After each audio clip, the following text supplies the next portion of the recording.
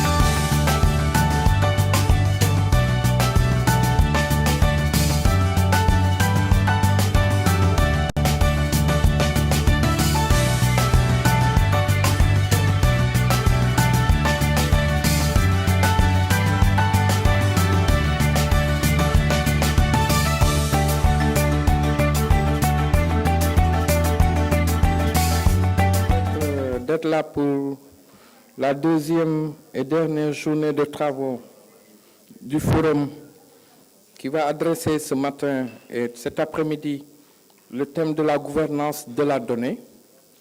Et on espère qu'on aura des échanges et des partages assez fructueux, assez denses comme hier, où c'était vraiment de grands moments d'échange qu'on a eus tout au long de la journée. Donc pour ce matin, on va passer à la séquence protocolaire qui ne va pas être très très longue, avec les allocutions, les interventions de Mme Thelma Quay, chef de la division infrastructure numérique et développement de capacité au secrétariat de l'Alliance Smart Africa. À la suite de Mme Thelma, M. Pape Hassan Touré, secrétaire général adjoint du gouvernement du Sénégal et commissaire du gouvernement à la CDP, va aussi faire ses remarques et son allocution pour cette journée. Comme on a anticipé sur la pause, on compte sur votre présence pour qu'on enchaîne pour la première session qui va démarrer juste après les brèves allocutions de Thelma et de Pape Hassan. Et la première session va être conduite par Ndeye Maïmouna Diop, qui est conseiller technique numéro 1 du ministre de l'économie numérique du Sénégal, avec des panélistes de haut niveau aussi, de l'Union africaine, de l'île Maurice, Thelma aussi qui va revenir ici dans ce panel, et aussi de Madame Otila de Microsoft, entre autres. Donc ça, c'est la première session qui sera ouverte juste après les allocutions. Et on espère aussi que dans la gestion du temps, qu'on tienne compte de la durée, parce qu'on n'a pas beaucoup de temps cette journée. Donc je vous remercie et je donne la parole à Thelma pour ses mots de bienvenue et ses remarques pour cette journée de travail. You have the floor.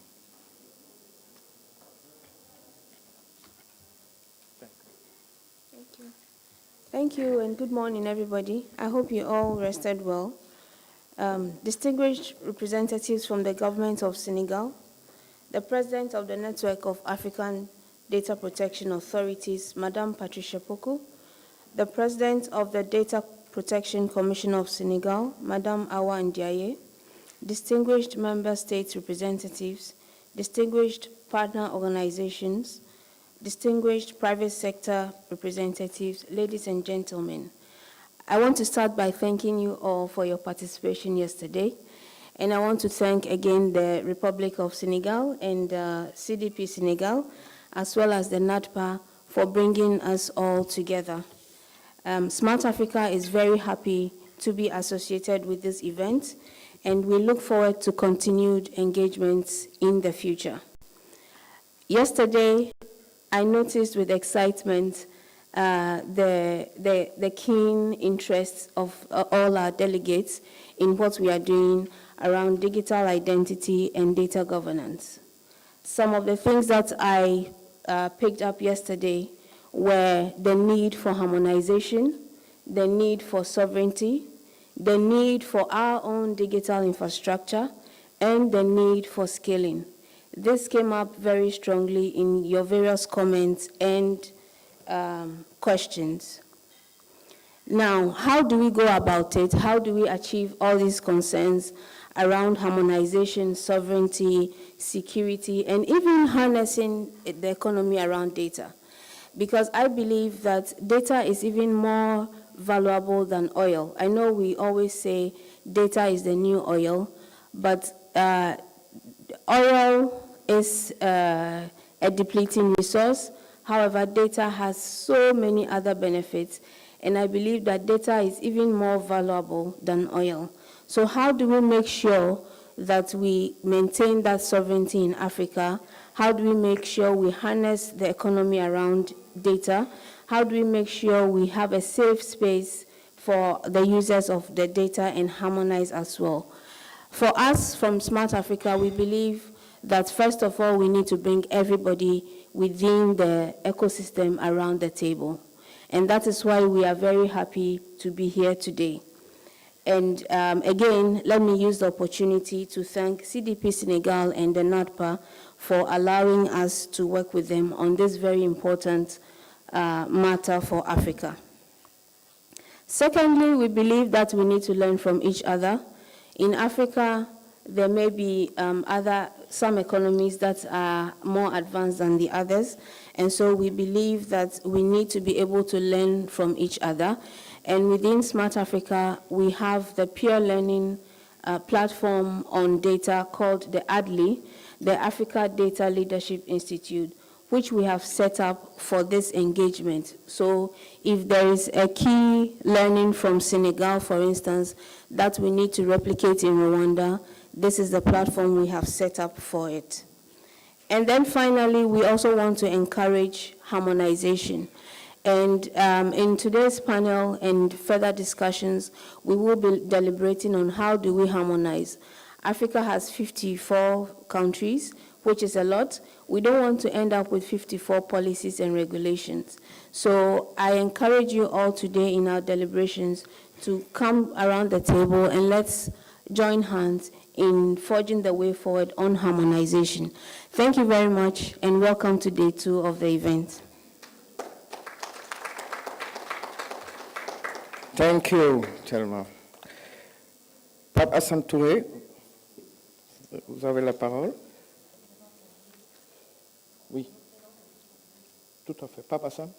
Oui. Pape Hassan, c'est vrai que, merci Madame la Présidente pour la précision, parce que Pape Hassan, il est là à plusieurs, à plusieurs casquettes, avec plusieurs casquettes quand même. Hein. Non seulement il représente le gouvernement à la CDP, comme on l'a dit hier, commissaire du gouvernement, il représente son ministre et à la fois aussi il est un expert, souvent qui travaille avec la CDP sur les questions de textes législatifs sur la protection de données. Merci beaucoup, Monsieur le ministre.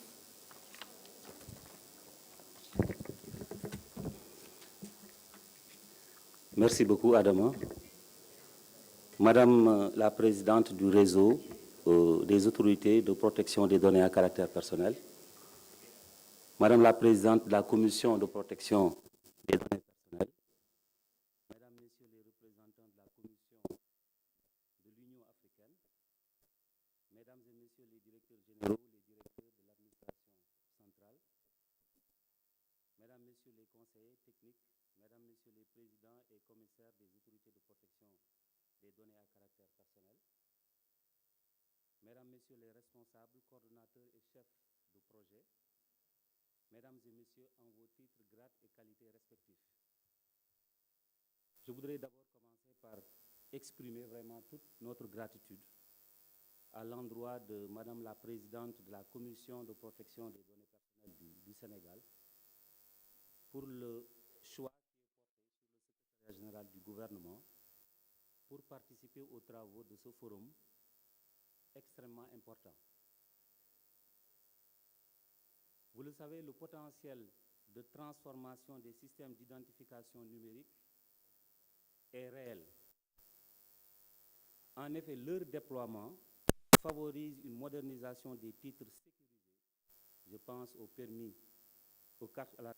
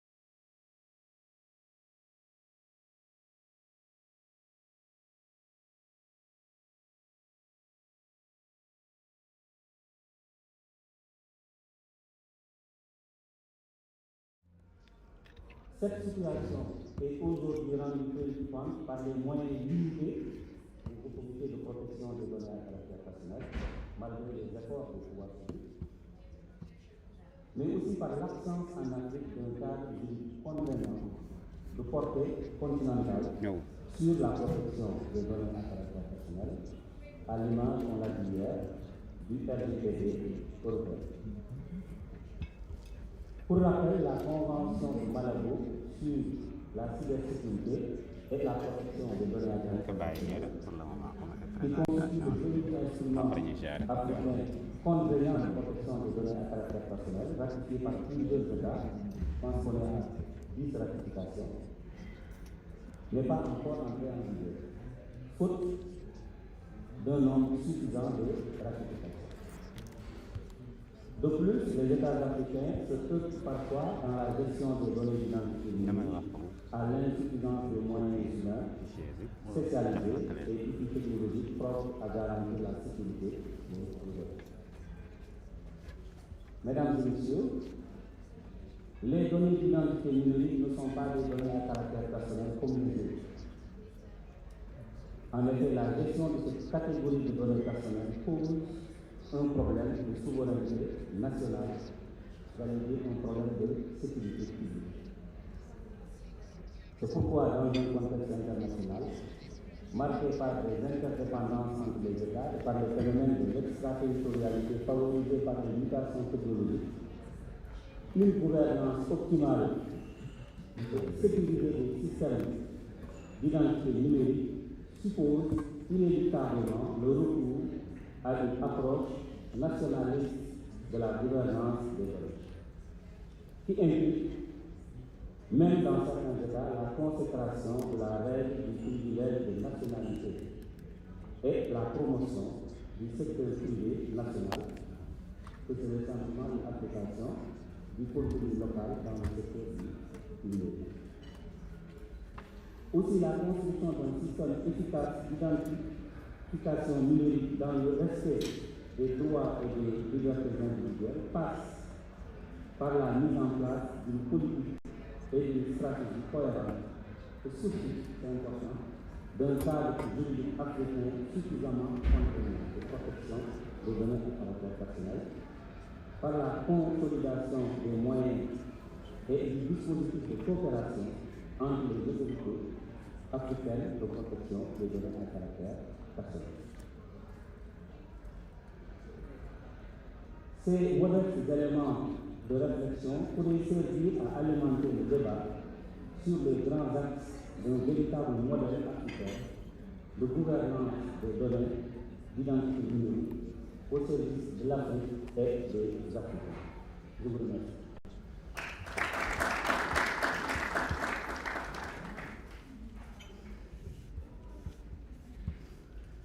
Merci beaucoup, Monsieur le ministre Pape Touré. Nous allons donner la parole à Madame Jour, qui est responsable du mouvement. C'est important de célébrer la femme. Et une de nos fiertés dans le secteur numérique, parce que l'Union a été non seulement une pionnière d'Internet au Sénégal, depuis di ko gis ana clé bi nu mu ne waaw na andi fi ma xool jox na la ko jox les questions de la société de l'information et la participé à l'élaboration de la stratégie nationale du Sénégal en matière de société de l'information. Elle a aussi conduit la plupart des études qui ont été faites au niveau du ministère de l'information de la non laisse tomber on n'a pas le temps bu fekkee def nekk si clé bi rek mi ngi ci quoi su nekkul rek ñu ne ko nekk fi quoi.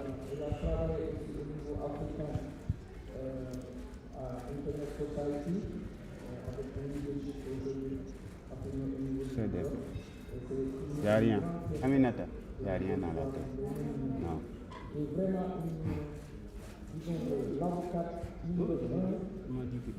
Bravo.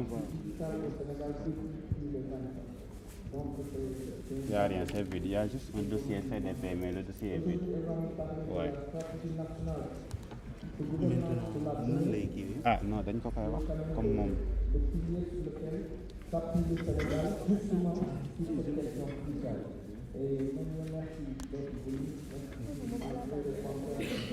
Ah non, donc elle n'a pas à présenter alors.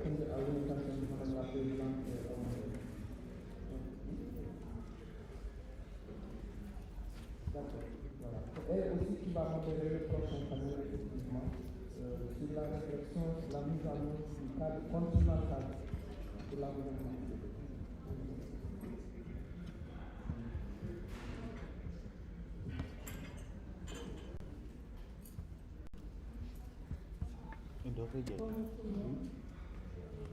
Merci beaucoup Adama pour cette présentation.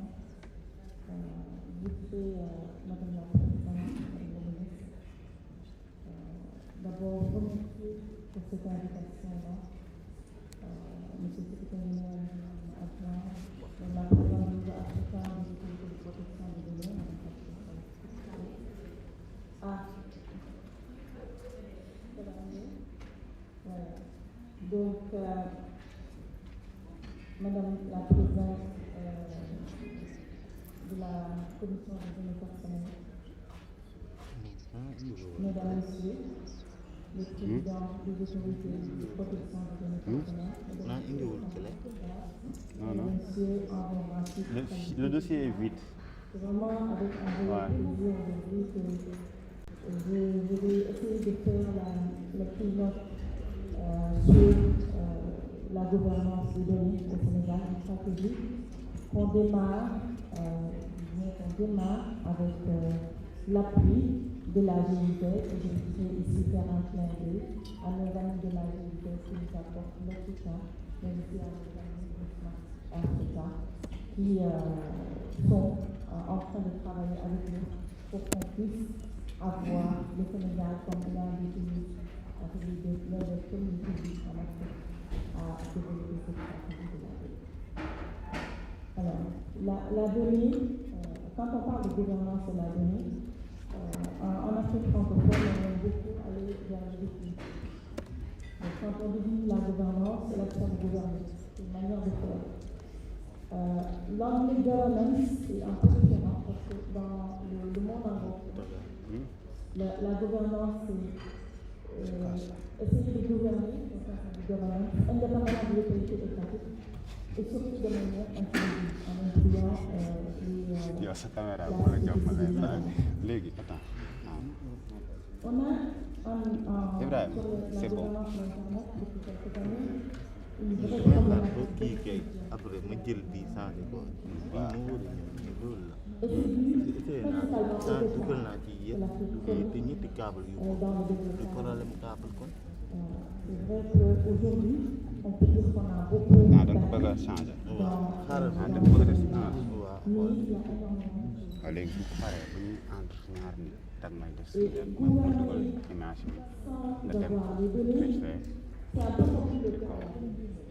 On ne peut pas aujourd'hui gouverner Est-ce que nga ñett yëpp demul changer nga table yi aussi. ñetti câble avoir les bonnes données. changé ko ci ñetti Donc c'est important pour que l'Afrique puisse Day changer abi tamit comme ça. ce matin, on a entendu que la donnée, c'est le pétrole.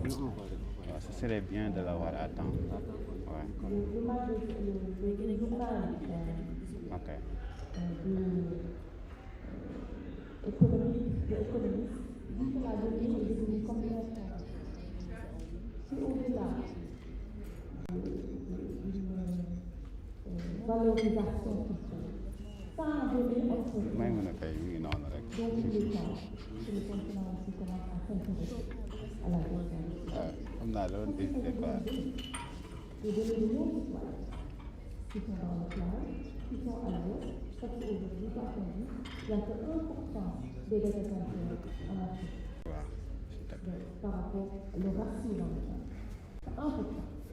grand jéegul. Donc, il suffit de dire non c'est que que saa yi moo laal kii bi l'Afrique soit dotée léegi affaire bi rocceeku léegi nag gars yi déggatuñu woon ma basculé si micro caméra bi moo tax bi ngay wax bëgg ma doon toon parce que da doon dem quoi en attendant ma koy réglé waaw mais après ñëwaat dama ko arrêté lancé waat ko quoi non fii kay bu kenn jaaret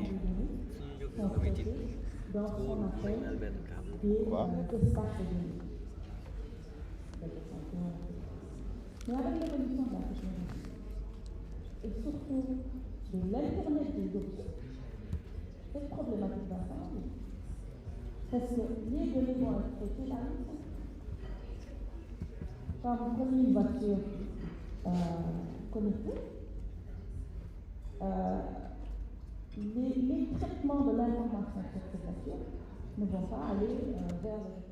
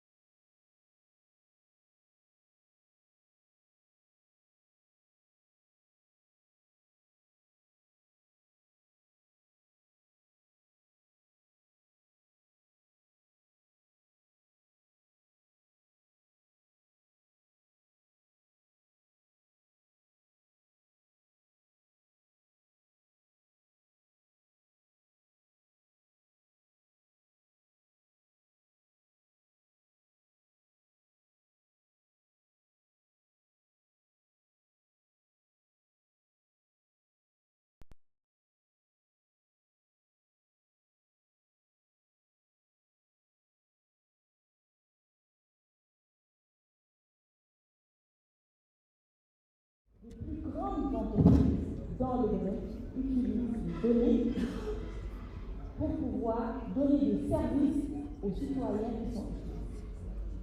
Partout. Tout le monde a WhatsApp, tout le monde a Facebook, tout le monde a toutes ces plateformes-là qui sont des plateformes mondiales et tout le monde a TikTok. Donc aujourd'hui, il y a une vraie problématique de la place de la tech dans ce monde de demain. Parce que ce sont nos enfants qui sont aujourd'hui des enfants connectés, je pense également aux étudiants à la lumière, qui ont besoin d'avoir accès à ces données-là, qui ont besoin d'avoir des solutions à leurs problématiques. Et si on y prend garde, quand ils se réveilleront pour dire on va faire quelque chose, ils n'auront pas accès à ces données.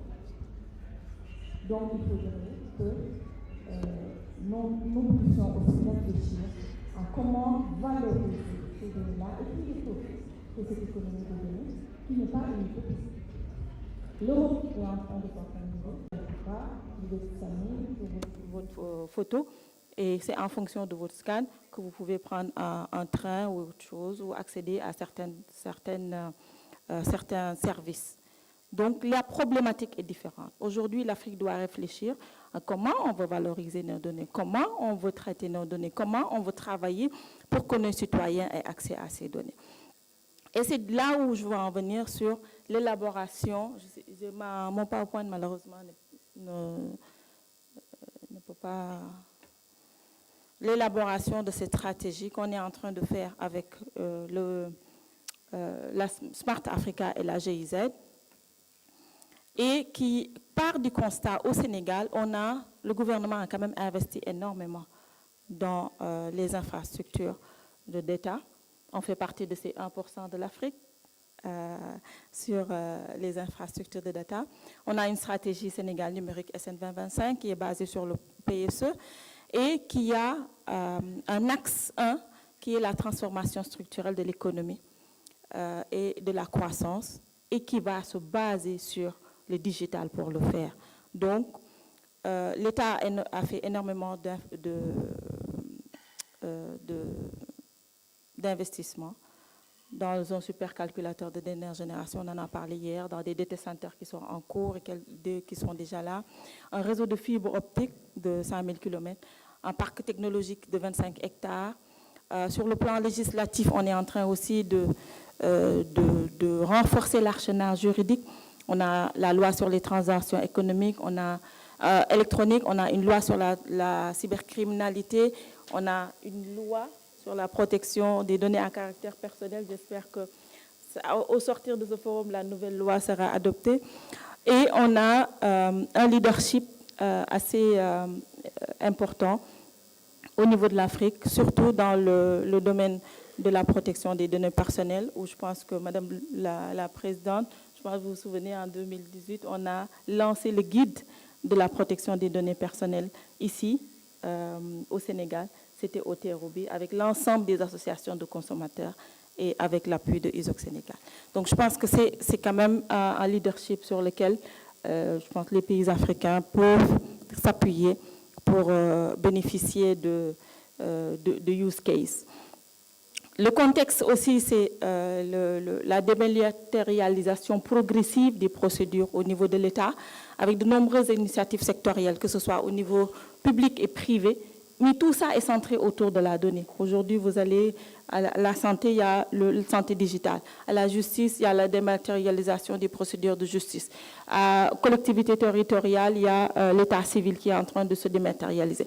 Donc, tout est en train de se dématérialiser. D'où ce besoin d'avoir une certaine synergie et une intégration pour pouvoir accroître cette dématérialisation-là, mais en mettant l'humain au cœur de la gestion, de la gouvernance de ces données. Donc, que certaines problématiques aussi se posent dans nos pays, c'est notamment l'absence d'une plateforme unifiée intégrée d'accès aux services offerts aux citoyens. Aujourd'hui, je paye mes taxes, si j'utilise e-tax. Quand je vais à l'état civil, je suis obligée encore de m'identifier. Or, si on met en place cette plateforme unifiée, peut-être que je vais m'identifier une fois et je peux accéder à plusieurs services. Donc l'EID aussi, unique, on en a discuté largement hier, c'est une problématique qui est en cours d'étude. Il y a une absence aussi de système de partage de données entre les administrations. Aujourd'hui, on n'a pas des gens chargés de cette administration, ce qui est le cas dans d'autres États, notamment la France, où vous avez des administrateurs de données qui sont directement dans toutes les structures étatiques. Et aujourd'hui, ces administrateurs de données ne sont plus administrateurs seulement de la donnée, mais ils sont aussi administrateurs de la donnée, de l'algorithme et du codage. Pour dire qu'aujourd'hui, ce n'est pas seulement la donnée qu'il faut voir, mais aussi tout ce qu'il y a autour de la donnée, c'est-à-dire l'algorithme et l'intelligence artificielle.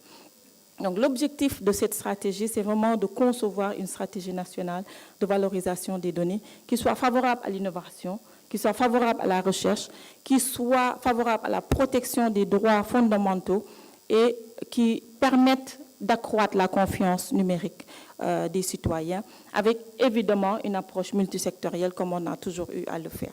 Les objectifs, c'est d'encadrer des sujets tels que la protection des données, l'ouverture des données sur lesquelles il faut qu'on travaille parce que, par exemple, sur l'industrie extractive, c'est l'ouverture de données qui nous permet d'avoir d'excellentes notes au niveau de l'ITE. Parce qu'aujourd'hui, on sait où sont les mines, comment on peut accéder à ces mines-là. Donc, l'industrie extractive est déjà ouverte sur l'ouverture des données. Pareil, le budget est dans le open data. Donc, on peut accéder à l'ensemble des données budgétaires du Sénégal, voir quels sont les domaines sur lesquels le budget est plus utilisé ou pas. Et l'ANSD fait effectivement aussi un excellent travail sur l'ouverture de données. Donc, je pense qu'il faudra qu'on puisse continuer à travailler là-dessus. Il y a les accords de partage de données dans le business to business to business, et surtout des lignes directrices en matière d'intelligence artificielle. Là aussi, il y a un travail qui est en train d'être mené avec Optique. Le ministre en a parlé hier.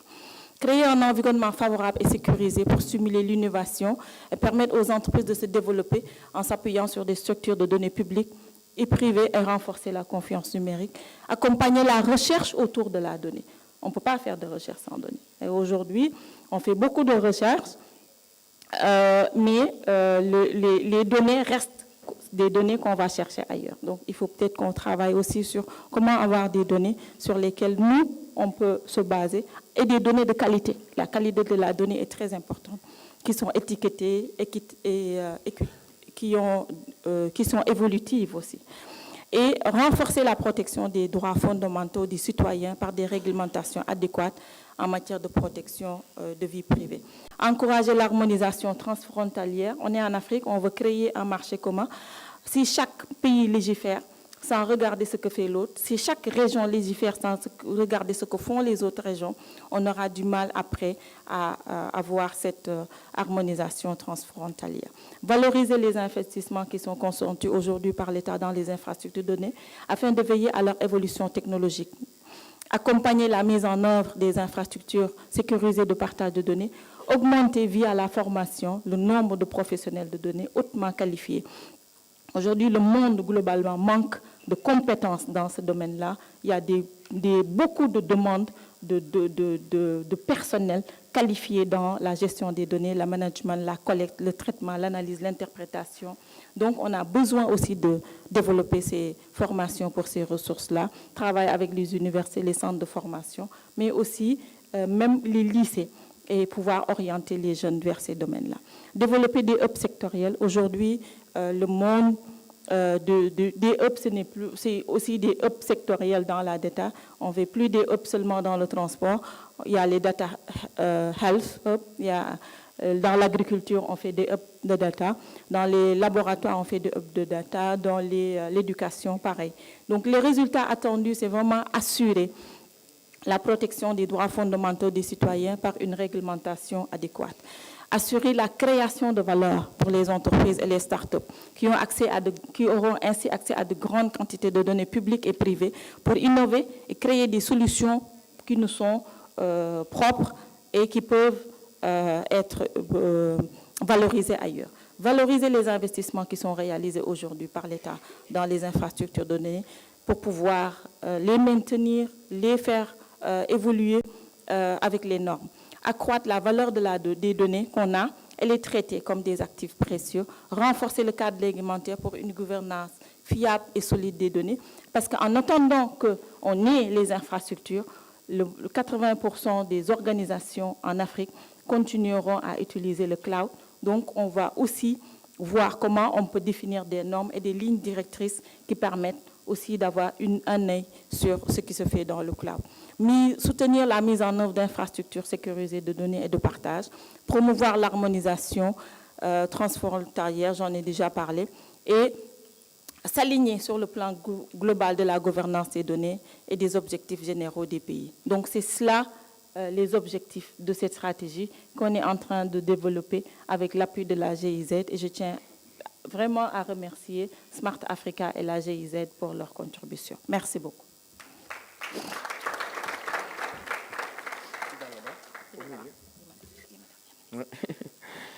Merci Maimouna. Donc, elle change de casquette et de place. J'invite aussi Thelma, please. On va enchaîner directement sur le premier panel, comme on l'avait dit tout à l'heure. Le thème de ce panel sont les réflexions sur la mise en œuvre du cadre continental pour la gouvernance des données. Et nous avons Maimouna donc, qui va modérer ce panel. Et ce panel va voir les interventions de Mme Amazou Chouila de la Commission de l'Union africaine, de Mme Deshia Mahdoub, commissaire à la protection de la vie privée de la République de Maurice, et Mme Thelma Koué, qui est là, quand même, qui est du secrétariat de l'Alliance Smart Africa, et de Mme Otilia Firi, avocate principale des marchés émergents de Microsoft. Voilà. Donc, Maimouna, si vous êtes prête.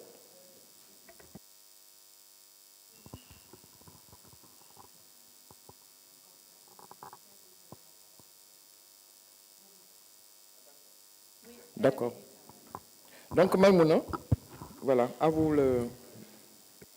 Merci beaucoup Adama. Donc, on va enchaîner sur le panel 1 avec la thématique qui est la réflexion sur la mise en œuvre du cadre continental pour la gouvernance des données. Donc, j'ai présenté tout à l'heure dans la stratégie nationale, et c'est dans le même cadre que l'on continue cette réflexion-là pour voir comment on peut, en Afrique, réfléchir ensemble pour élaborer un cadre de gouvernance continentale pour les citoyens de l'Afrique où qu'ils se trouvent. Donc, dans ce panel, comme l'a dit Adama, on a Madame Madame Souila, de la Commission de l'Union africaine, Madame Madou, qui est commissaire à la protection de la vie privée de l'île Maurice, Thelma, qui est à côté de moi, et Madame Prire, qui est avocate principale des marchés émergents de Microsoft. Donc, pour démarrer, je vais d'abord donner la parole à Madame Madou, qui est commissaire à la protection de la vie privée en île Maurice, puisqu'elle a une contrainte à 11 heures. Madame Madou, est-ce que vous nous entendez?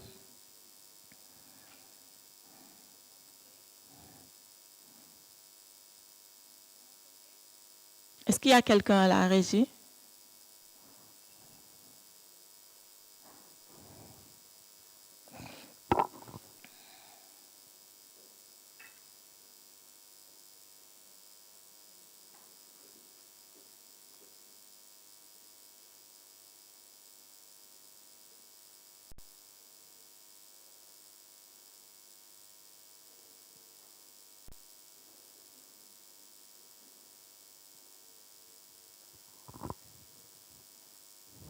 Allô?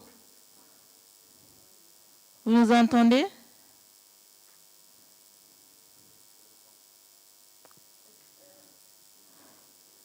Je pense que vous avez le son est coupé chez vous. Vous êtes en mute.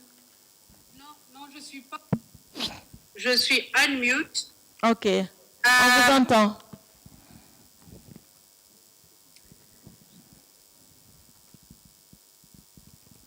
Je pense que la régie, vous m'entendez s'il vous plaît? Oui, on l'entend.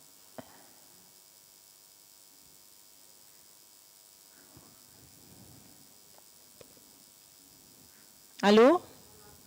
Oui, allô, vous m'entendez? Oui, on vous entend. Merci beaucoup. Je pense qu'il y a un problème avec la vidéo. Si la régie peut activer, ou bien si vous me voyez, parce que moi, je ne me vois pas à l'écran.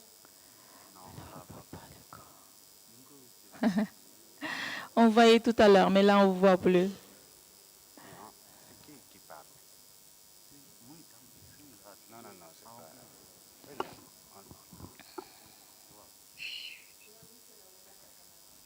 Oui, on vous voit maintenant. Merci beaucoup. Donc, bonjour à tous et je vais présenter en anglais si c'est convenable. Ah, ça c'est celui-là. Celui-là? C'est celui-là. C'est pas Madame Madoup. Voilà, celui-là, puisque Madame Madoup a une contrainte, est-ce que Madame Madoup est connectée? Oui, je suis connectée. Voilà, on ne vous voit pas. Est-ce que vous pouvez allumer votre caméra, s'il vous plaît? C'est allumé, mon caméra est allumée, mais je ne sais pas pourquoi ça ne fonctionne pas. Mais on vous entend.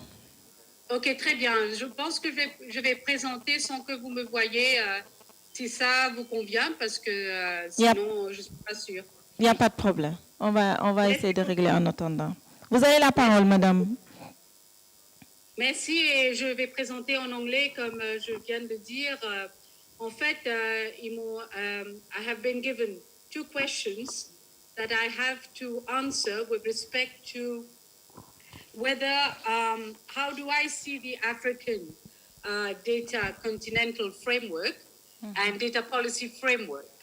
I think this data policy framework developed by the African Union Commission is a very comprehensive and clear set of standards, what we can call a standard-setting document, which covers personal, non-personal, industrial, public, in sum, all types of data are being encompassed in that framework, which is very relevant for all of us.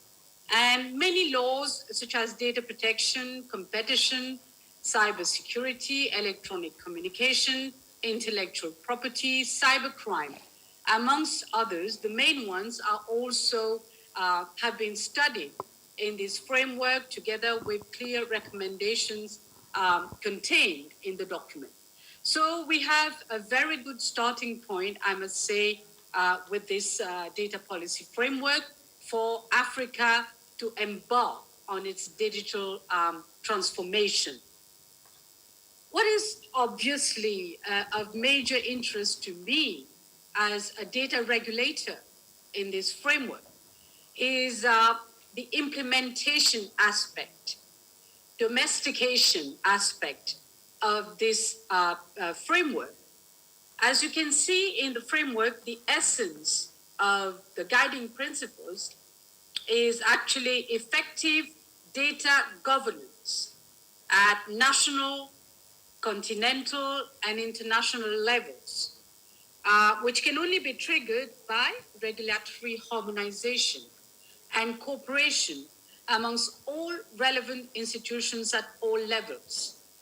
I will put a lot of emphasis on regulatory harmonization and effective cooperation, which really are the foundational stones for data governance to really be happening across the continent. But we also know that the framework is not legally binding and cannot be. So how do we really ensure effective implementation of this framework? I think the answer is that the African Union Commission efforts to encourage the ratification of Malabo Convention, the signing of trade agreements and mutual legal assistance agreements across Africa with the relevant data governance principles contained in these documents are very, very important. So the framework is definitely like a Bible with mantras that we have to follow in all countries, but the incorporation and the implementation aspect from a practical perspective will come through the engaged efforts of all African countries through AUC to be able to make this happen. The framework also includes all the components on data regulation, and we're happy about this, to ensure a very sound framework and a reasonable one as well. But national institutions will also expect AUC to come up with expert follow-up advice as to how the framework will infiltrate daily activities and functions of all the relevant institutions concerned. For example, if we talk about digital data infrastructure, how digitally ready are we? This is a big question. What about the digital infrastructure, readiness in Africa? Let's take, for example, as has been highlighted in the framework, cloud services, big data, platformization, digital ID, etc. The problem on ground is that there are many weaknesses that we all know that have been flagged already, and we need to really bring up solutions to be able to cure these weaknesses in a time framework, because time is of essence here.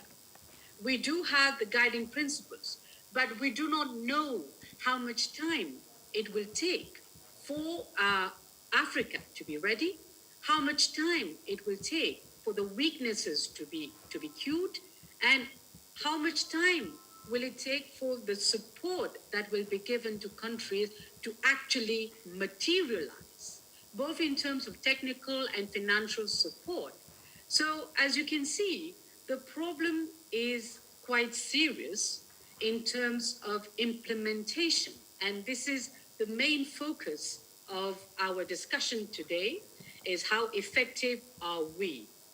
And definitely sharing of resources across the continent. Resources, as has been mentioned so many times, is so scarce that we cannot vouch that we do have the resources. Obviously, then there will be a need for cooperation, for the sharing of resources across the continent, and why not also international support from other parts of the world to be able to support Africa in terms of expertise.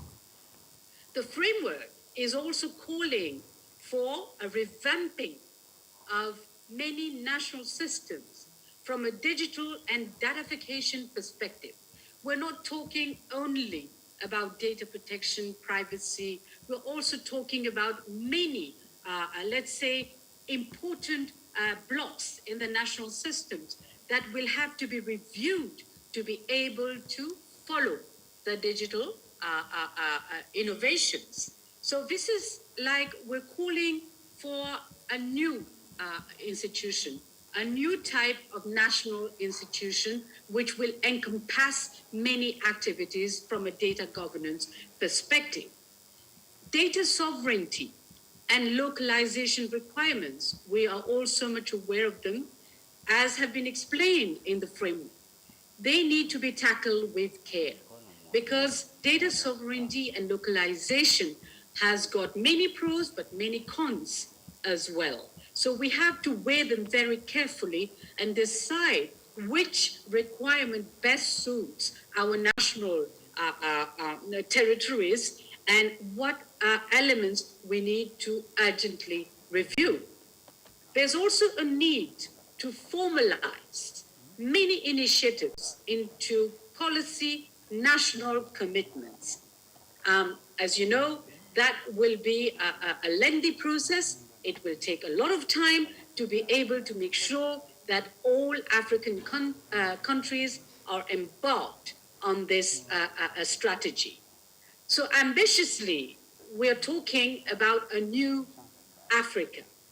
And talking about a new Africa means that we definitely need to be serious and I must say quite optimistic as well to be able to achieve what we want to do in a short or let's say effective span of time. To come back to data protection institutions, for example, as a data regulator, we will definitely need to have new functions in our mandate to be able to tackle all the issues that relate to data governance. Our mandate actually will need to be reviewed because there's more to personal data here. That is, we're talking about data in all its forms, and we definitely need to have the right institutions with the right resources, the right funding, the right expertise to be able to tackle all the issues that have been flagged in the framework. So data and information regulators, obviously, as a start, have to be merged together to strengthen enforcement, whether it is enforcement at national level or regional level or international level. So thank you very much. I will stop here because I don't want to be monopolizing too much of the debate. I know other speakers as well have many interesting issues to highlight, but I'm grateful that I have started this conversation with some questions that I hope will make us think about the seriousness of the framework. Thank you so much, and I do wish that you will see me on screen anytime during the course of this conversation. Thank you very much. Thank you, Mrs. Madou. Thank you. Donc, Madame Madou a parlé en fait du cadre stratégique des données en tant qu'autorité. Et je pense que ce qu'elle adresse aujourd'hui comme préoccupation des autorités, c'est qu'au-delà de la protection des données, il y a d'autres problématiques qui sont là et qu'aujourd'hui, on doit revoir le mandat et le scope des autorités actuelles pour pouvoir leur permettre d'être plus efficaces et de bien suivre ce qui se passe dans le domaine de l'Internet globalement. Elle a également parlé de la nécessité pour l'Afrique, puisqu'on veut créer une nouvelle Afrique. On a cette ambition-là, donc d'être aussi optimiste et sérieux pour pouvoir adresser toutes ces problématiques-là et à vous mettre en place des institutions qui puissent permettre de gérer les données personnelles et les politiques de données personnelles et surtout leur mise en œuvre. Donc sans plus tarder, je vais donner la parole à l'Union africaine, donc Madame Souila Amazouz. Donc les deux questions qu'on va poser à Madame Amazouz, c'est pouvez-vous donner un aperçu du cadre de politique en matière de données? Qu'est-ce qui a conduit à l'élaboration de ce cadre africain de politique? À quel stade de développement se trouve actuellement la politique des données en Afrique? Et la deuxième question, c'est quel est votre objectif en tant que Commission de l'Union africaine à travers le cadre de la politique des données? Si vous n'avez que 3 choses à demander aux États membres, quelles seraient ces 3 choses-là? Madame Amazouz, vous avez la parole. Je vous remercie.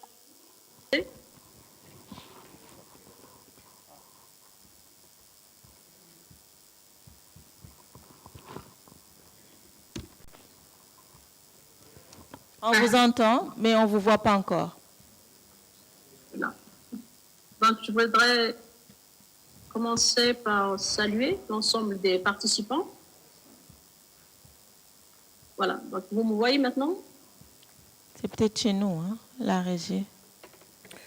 Muntaga, partagez l'écran, même si on ne la voit pas, connais-le.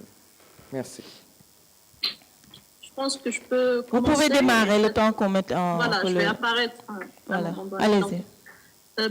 Merci beaucoup. Donc, je voudrais commencer par saluer l'ensemble des participants, ceux qui ont la chance d'être présents là-bas à Dakar et ceux qui participent à la réunion en ligne. Je voudrais aussi féliciter le gouvernement du Sénégal à travers son Excellence Monsieur le ministre et Madame la Présidente de l'Autorité de protection des données. Je voudrais remercier également le réseau africain de protection des données et Smart Africa pour cette collaboration efficace qui a conduit à l'organisation de cette réunion importante qui traite d'un thème qui est d'actualité, notamment pour notre continent.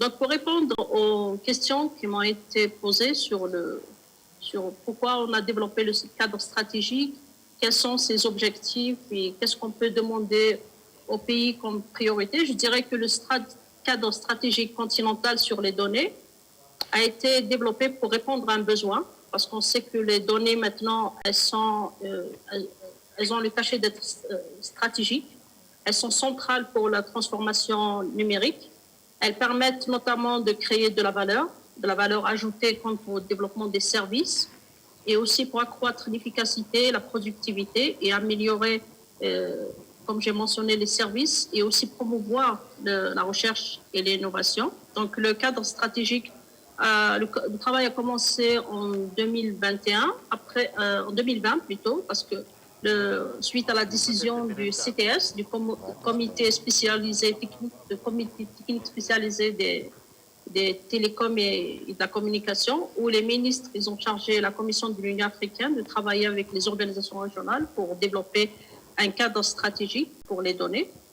Donc, nous avons travaillé notamment en 2021, où nous avons créé une task force, un groupe de travail composé de toutes les organisations panafricaines. On a échangé, on a beaucoup discuté sur la façon d'aborder cette question des données, parce que c'est une question qui est complexe, transversale et aussi très importante. Donc, on a travaillé avec la task force. Et aussi, nous avons, quand on a commencé le travail, on a fait une consultation en ligne. Donc, on a posté le document en ligne pour quelques jours et on a fait aussi une réunion avec toutes les parties prenantes. C'était ouvert au public. Donc, on a collecté des contributions et aussi on a écouté les avis des uns et des autres. À partir de là, on a travaillé pour finaliser le document qui a été validé par les États membres aussi, au niveau expert avant que ce soit soumis pour examen par le CTS, qui est le comité spécialisé. Donc l'objectif de ce cadre stratégique, si on peut dire, c'est de permettre aux pays africains de tirer profit de la numérisation en général et aussi de cette massive quantité de données qui est générée chaque jour, aussi bien par nos gouvernements, par les citoyens, par les industries. Ces données, elles sont généralement collectées, transférées, stockées à l'extérieur du continent et elles sont utilisées à des fins commerciales ou autres et sans que l'on bénéficie ou bien que l'on sache réellement comment nos données ont été utilisées.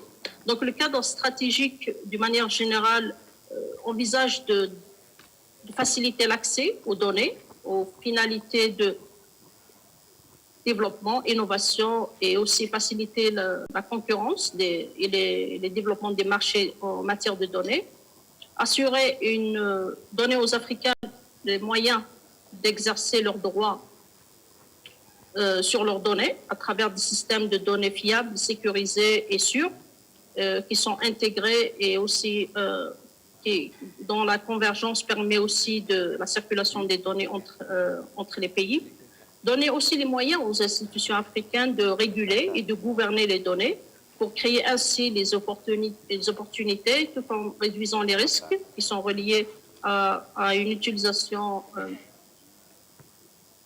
malveillante des données ou bien une utilisation qui risque d'affecter les droits de l'homme. Et aussi, comme on l'a mentionné par les autres intervenants, c'est faciliter la circulation des données, aussi bien à l'intérieur des pays, entre les différents secteurs et entre les pays, pour pouvoir créer un marché de données unique. Donc, je disais que les données aujourd'hui, elles sont stratégiques, elles sont utilisées dans différents secteurs, elles sont utilisées pour l'élaboration des politiques, pour la gestion des secteurs privés et bien publics, et aussi elles sont utilisées pour générer de la richesse. Donc, il y a lieu de noter, comme ça a été mentionné par Mme Adhab, donc les données, il y a différents types de données. Donc, il y a les différentes données personnelles, non personnelles, les données publiques et industrielles. Il y a lieu de donner un traitement et une protection adéquate pour chaque type de données. Et le cadre stratégique présente un certain nombre de recommandations. Et aussi, il identifie des points d'intervention politique qui permettront de développer des systèmes de données et de gouvernance, aussi bien au niveau national et aussi renforcer la coopération au niveau régional. Donc, cela nécessiterait bien sûr un environnement favorable qui implique toutes les parties prenantes, une harmonisation des cadres législatifs et réglementaires et aussi un écosystème intégré et commun au sein du continent. Cela nous permettra d'assurer une utilisation efficace des données et aussi contribuer au marché, à l'opéralisation de la zone de libre-échange, parce qu'on sait que maintenant le commerce il se fait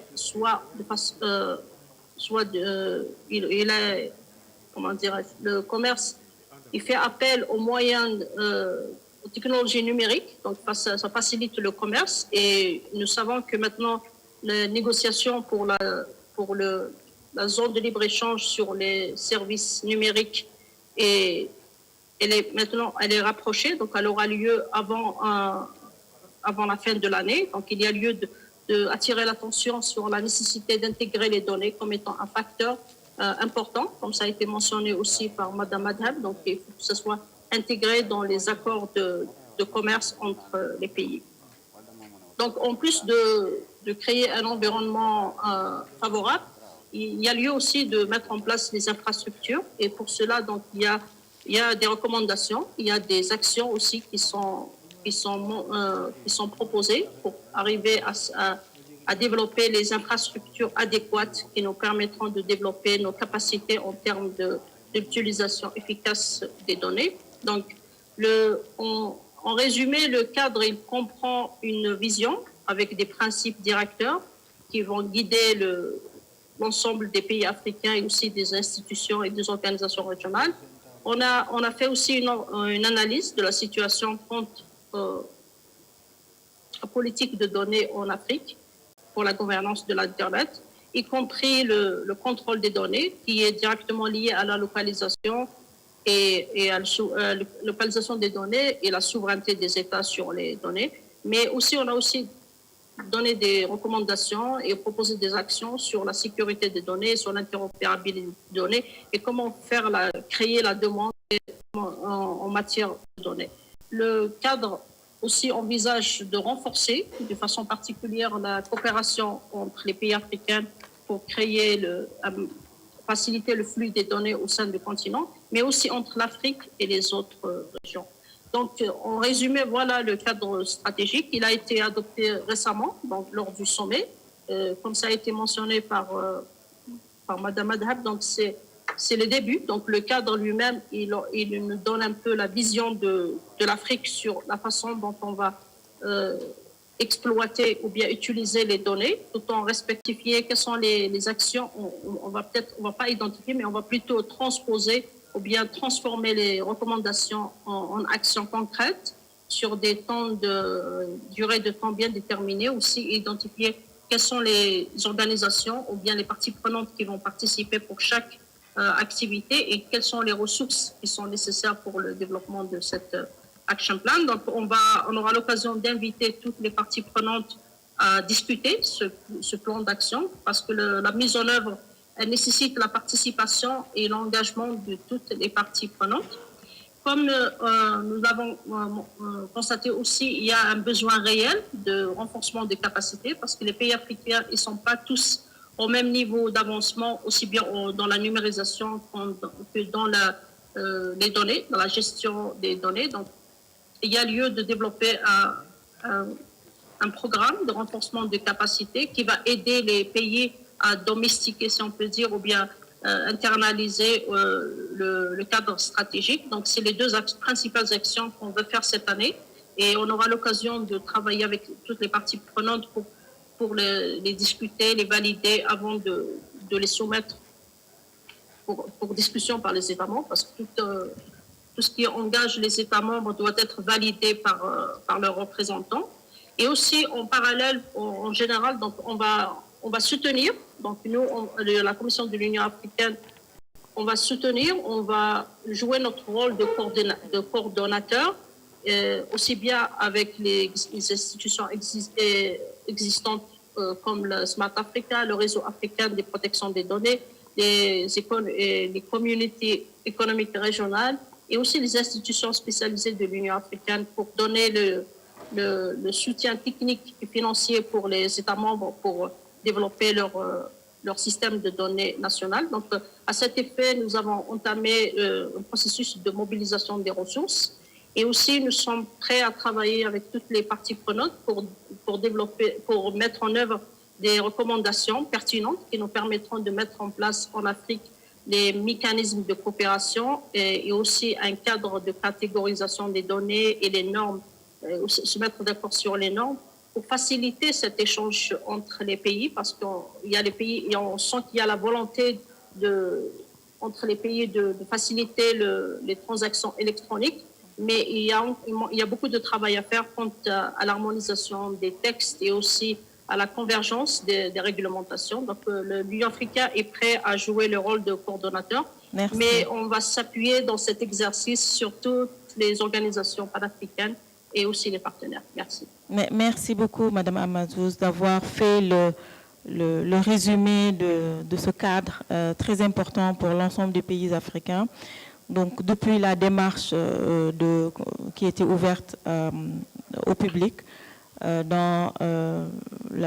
démarrage en 2020 jusqu'à l'obtention de ce document cadre qui devrait permettre à l'Afrique, à travers la vision qui est définie, d'avoir des principes directeurs, notamment dans la manière de conduire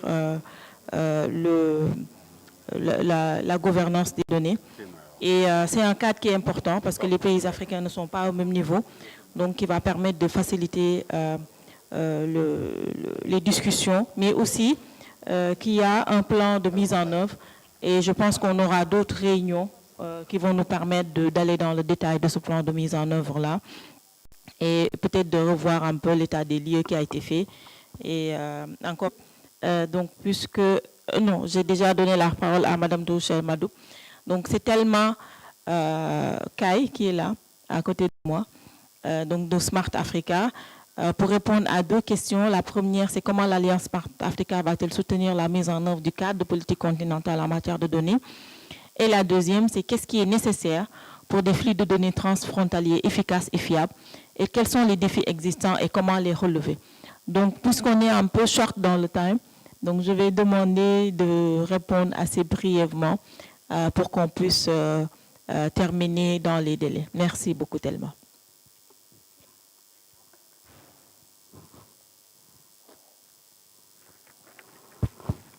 Thank you very much. And I'll speak English. Thank you. So, first of all, I'd like to comment a bit on the framework. I know the two speakers have already commented on it, and would like to say that as Smart Africa, we acknowledge the fact that the framework sets the tone for what should be done in Africa when it comes to data. The framework becomes the starting point in terms of data governance for Africa. Now, my simple answer to what Smart Africa is doing to support the framework is complementing. Smart Africa is complementing the framework. And by complementing, my other panelist from Mauritius mentioned the fact of implementation. She said it so well, there's no need to belabor the point in terms of what are we doing to implement the framework. The framework talks about harmonization.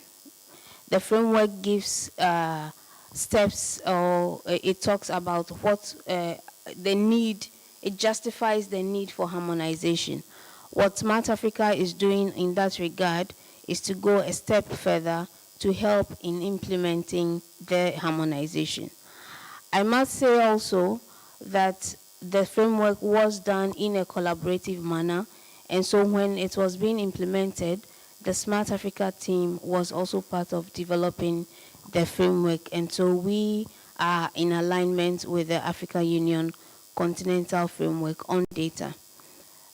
So back to harmonization, that is why we at Smart Africa have reached out to the network of data protection authorities as the subject matter experts, as the technical resources on this subject to lead in terms of the harmonization. We do not want to end up with 54 different regulations and policies. We are looking to support the network both in technical and financial terms to be able to harmonize frameworks as has been mentioned within the framework. The framework also mentions about developing national legislations. Now, what we have done is to go a step further again to support countries to develop their own national their data strategy, or even the various legislation.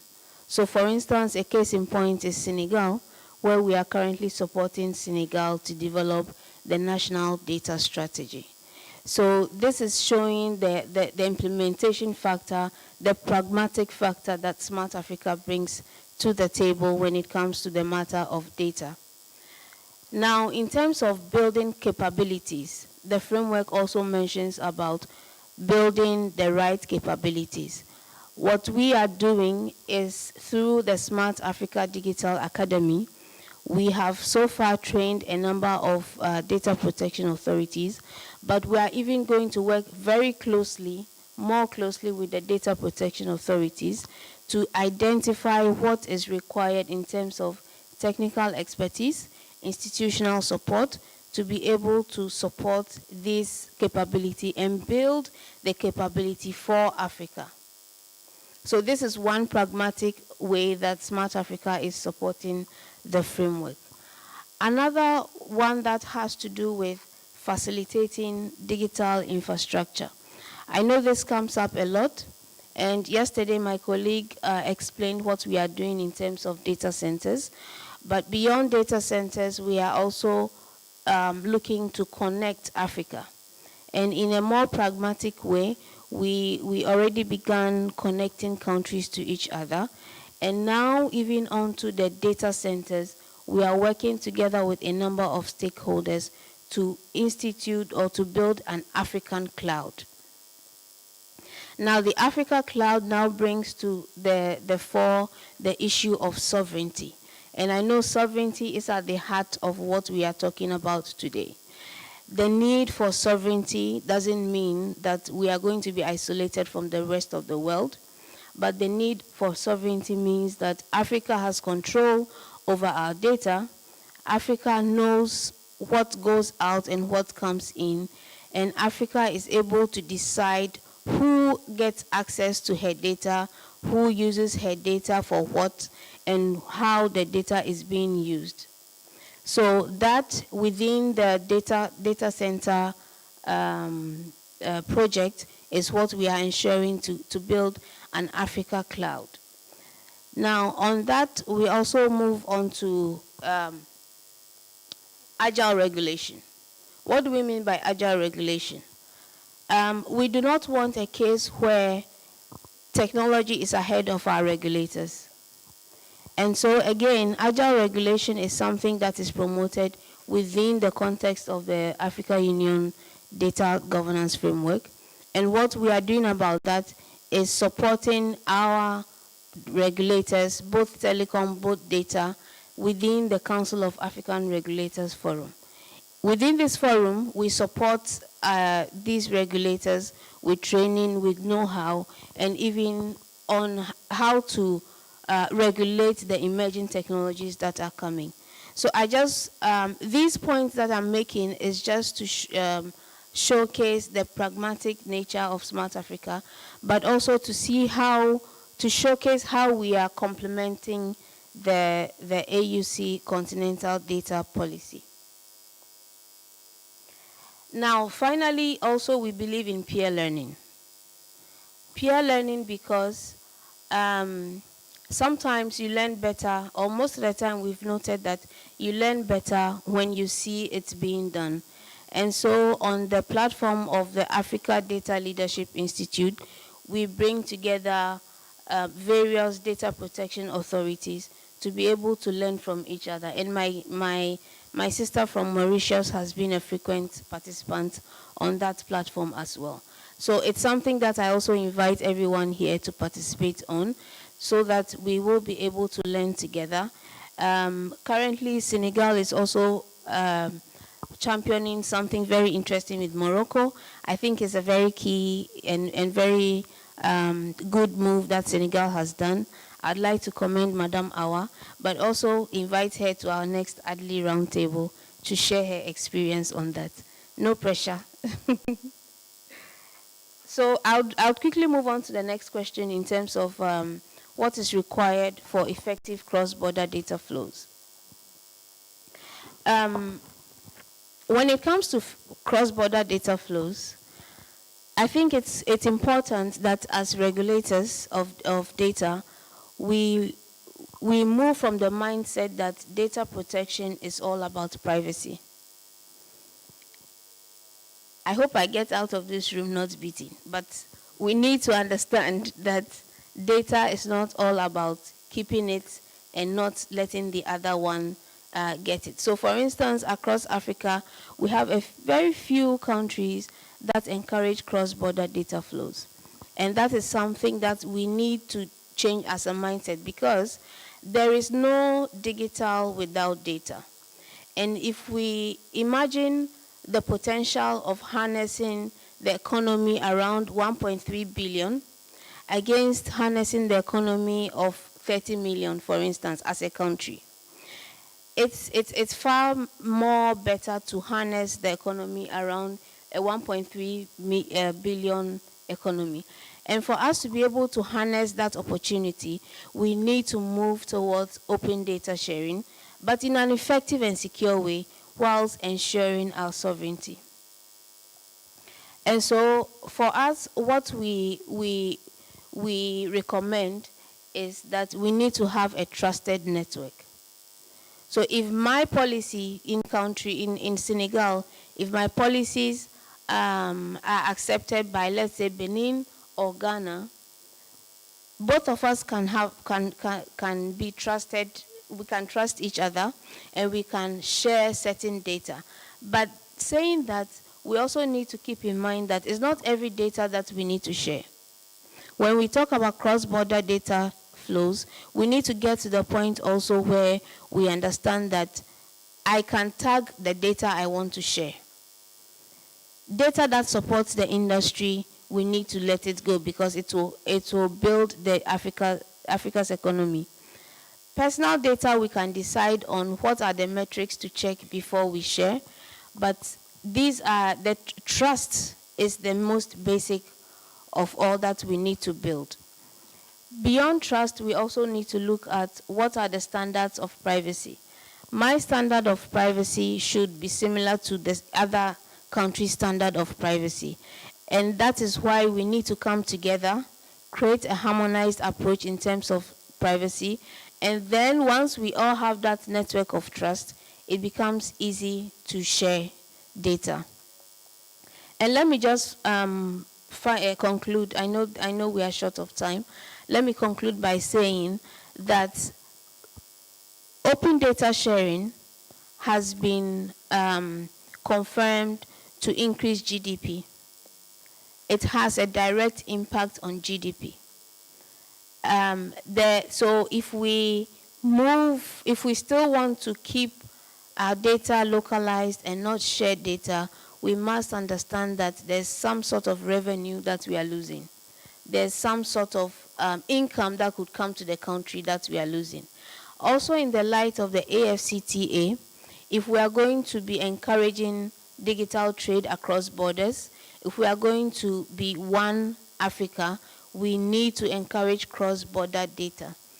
Now, finally, is the vision of Smart Africa to build a single digital market.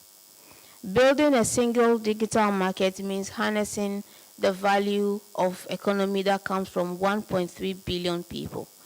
And with that, we need to be able to encourage cross-border data flows in an effective, safe, and secure manner. Thank you very much.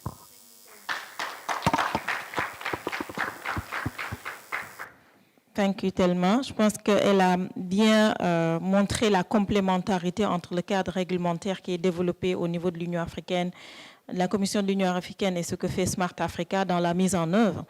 D'abord dans l'harmonisation de ces politiques-là, mais aussi l'appui que Smart Africa est en train d'apporter aux pays pour développer des stratégies nationales, notamment c'est le cas au Sénégal. Dans le cadre de la mise en œuvre aussi, Smart Africa se positionne comme un appui pour créer des compétences nécessaires, pour aussi aider, appuyer le continent à avoir les infrastructures data nécessaires avec le projet African Cloud, et tout en gardant en tête et en ligne de mire la souveraineté. Et aussi la possibilité que donne aujourd'hui Smart Africa dans la facilité d'avoir des infrastructures de données au niveau du continent. Donc sur la partie gestion des données au niveau de la donnée, le partage des données au niveau des différents pays. Donc là aussi, elle a donné la position de Smart Africa qui est que les données personnelles, c'est pas forcément s'appuyer ou s'accrocher au fait que les données sont privées. Il y a aussi une nécessité d'avoir ce qu'on appelle des données ouvertes, d'être dans le monde des données ouvertes qui peut ouvrir des opportunités et voir un peu dans ces types de domaines-là quelles sont les données qu'on peut ouvrir, comment on peut ouvrir ces données et créer en Afrique la confiance qu'il faut pour que les gens puissent accepter d'ouvrir leurs données et de partager les données entre les frontières, et qui permet aussi quelque part d'avoir des opportunités qu'on n'a pas si on n'a pas ces données-là. Donc sans plus tarder, je vais donner la parole à la dernière panéliste qui est Madame Ottilia Piri, qui va répondre à 2 questions. Madame Ferry, quelle opportunité, le cas échéant, ce cadre de politique de données continentale présente-t-il pour le secteur privé? Et comment comptez-vous intégrer les dispositions de ce cadre dans vos opérations et son adoption? Est-ce qu'elle sera différente pour les startups africaines par rapport aux grandes entreprises comme Microsoft? Merci beaucoup. I will speak in English. First, I want to kick off by saying thank you very much for the opportunity to join the panel and to be a part of this forum. I think it is quite timely given all the opportunities we're seeing for the digital economy. On the first question around the opportunities for private sector, I wanted to start off by just a general note that we truly welcome the recommendations that have been put forward in the Continental Data Policy Framework. I think this is a very welcome move. And there's two key reasons why this is something that is important for the industry. I think Madame Kay mentioned in her discussion about how innovation typically has moved faster than regulation. And so what that has meant is where it was great for experimentation and the development of new business models and leveraging of emerging technologies and seeing what's possible, it also created a situation then where for a significant part, technology providers are then having to re-engineer their products once regulation then comes into force. And this has cost implications when you think of then trying to retrospectively comply with something as you've already built your product. And then the second is, I think if you look at the recent pace of development of regulations on the continent, I think in the framework it notes even from a data protection perspective, we have circa 32 data protection regulations that have come into force. And where these are fragmented or take slightly different approaches, it means that it creates a situation for companies that is a complexity in how do you run your continent. So really, this is welcome to have some sort of direction around data governance, a move towards harmonization, principally driven digital economy. On the opportunities we see for private sector, I think there's three things that really stood out for me within the framework.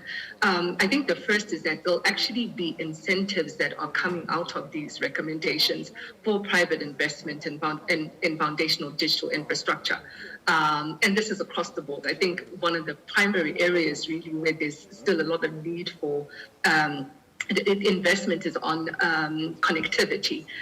If we're truly to harness the power of the digital economy and ensure that there's inclusive development that leaves no one behind, then we need to ensure that everyone, or at least the majority, have access to connectivity so that they can leverage these resources. And I think that's one area where for sure there will be an opportunity for private sector to support through private investments, and as well in scaling up other digital infrastructure like cloud services.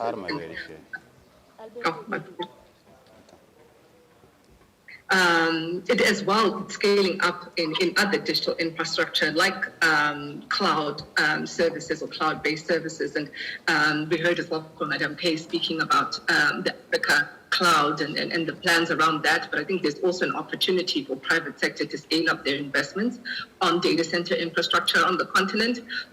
We've seen investments, from the likes of Microsoft, but as well our competitors as well, AWS, Oracle, and others have been aggressively investing in data center infrastructure on the continent. I think this framework will likely accelerate that. The second opportunity, I think, that will come from and I think in particular from the harmonization of data governance approaches across the continent. And if you think about this, if it reduces our cost for compliance, makes it easier to achieve, it isn't for you to scale up your operations. One of the things that will be an interesting opportunity for private sector and as well even for the startup community within the technology space is their ability to scale up their offerings across the continent. If previously you had to take a look before you did new market entry on, what are the requirements in the country around how data would be managed, and that might have been a blocker if there were certain localization requirements on the types of investments you would make, when there's now a harmonization and also this openness to cross-border data flows and frameworks or protocols that can support that, it will make it easier for businesses to scale their operations across the continent. I think making for greater business opportunity, not just for multinational technology companies, but for African startups and technology companies as well. And then the third, I would say that there's an opportunity as countries think of the domestication of the guidelines, as the different regulators look to implementation, for private sector to be supportive as well in helping shape the standards that might be shared, whether it's standards around cybersecurity or data protection or otherwise.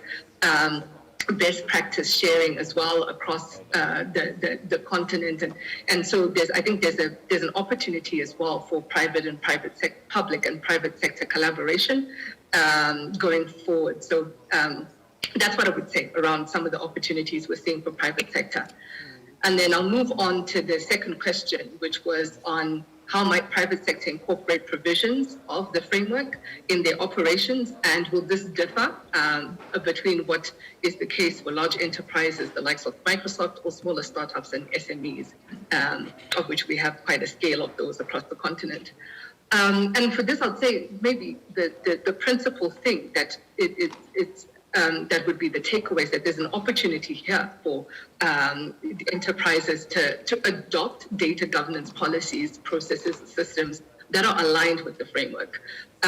There's clear themes that have come up in areas where a lot of us have been working already, whether if you look at issues of data classification, ensuring interoperability between our technologies, developing tools for data sharing from a technology perspective, and also ensuring that our infrastructure allows for cross-border data transfers, and then building as well with cybersecurity or privacy and data protection at the core of how we build our products and services.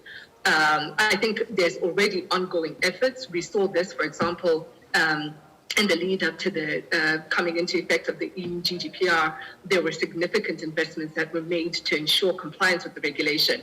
And these focused efforts, although around data protection, there was also then efforts around cybersecurity as well. And I think this creates an opportunity for businesses who are operating on the continent to also start investing, ensuring that the products and services that they're offering have these elements that can support the recommendations in the framework.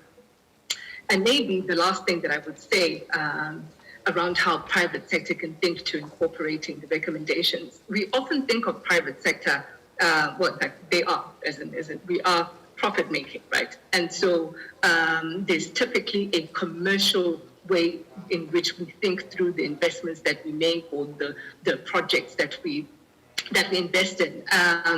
However, I think the framework introduces a lens that is important for us to think through as we develop our strategies on how we do business on the continent, to have a more development-focused approach. And by this is thinking of how is it that the products and the services that we're bringing to market, how can those support in the continent's development agenda, helping us solve for some of the pressing problems that we have through leveraging data, the power of data as has been shared by many others, and as well through digital technologies. And I think this is really a great opportunity for private sector to rethink how they do business in a way that can really harness the power of data, but also help push forward digital transformation and the development agenda on the continent. Thank you very much. Thank you, Madame Perret. Merci beaucoup. Merci pour cette clarification. Je pense qu'elle a donné comme réponse aux deux questions que l'industrie privée globalement accueille vraiment favorablement ce cadre-là, parce que cela crée des opportunités pour le privé dans cette harmonisation-là. Mais cela les aide aussi avant de s'implémenter dans certains pays ou de changer de localisation, d'avoir les bonnes informations sur les régulateurs, ce qu'ils sont en train de faire, les lois sur la cybersécurité, etc. Et le fait d'avoir ce projet de cloud africain aussi, c'est très important pour eux et aussi pour le secteur privé, notamment les startups et les petites et moyennes entreprises, pour pouvoir se développer et grandir très vite sans attendre que peut-être les infrastructures soient disponibles dans les localités où ils sont. Donc, elle trouve aussi que c'est une opportunité d'avoir ces guidelines-là pour pouvoir travailler sur des partenariats publics-privés gagnants des deux côtés et que les gouvernements puissent être rassurés sur leurs investissements. Parce que c'est quand même des privés qui sont là pour faire du profit. Mais le fait d'avoir ce cadre réglementaire permet d'encadrer un peu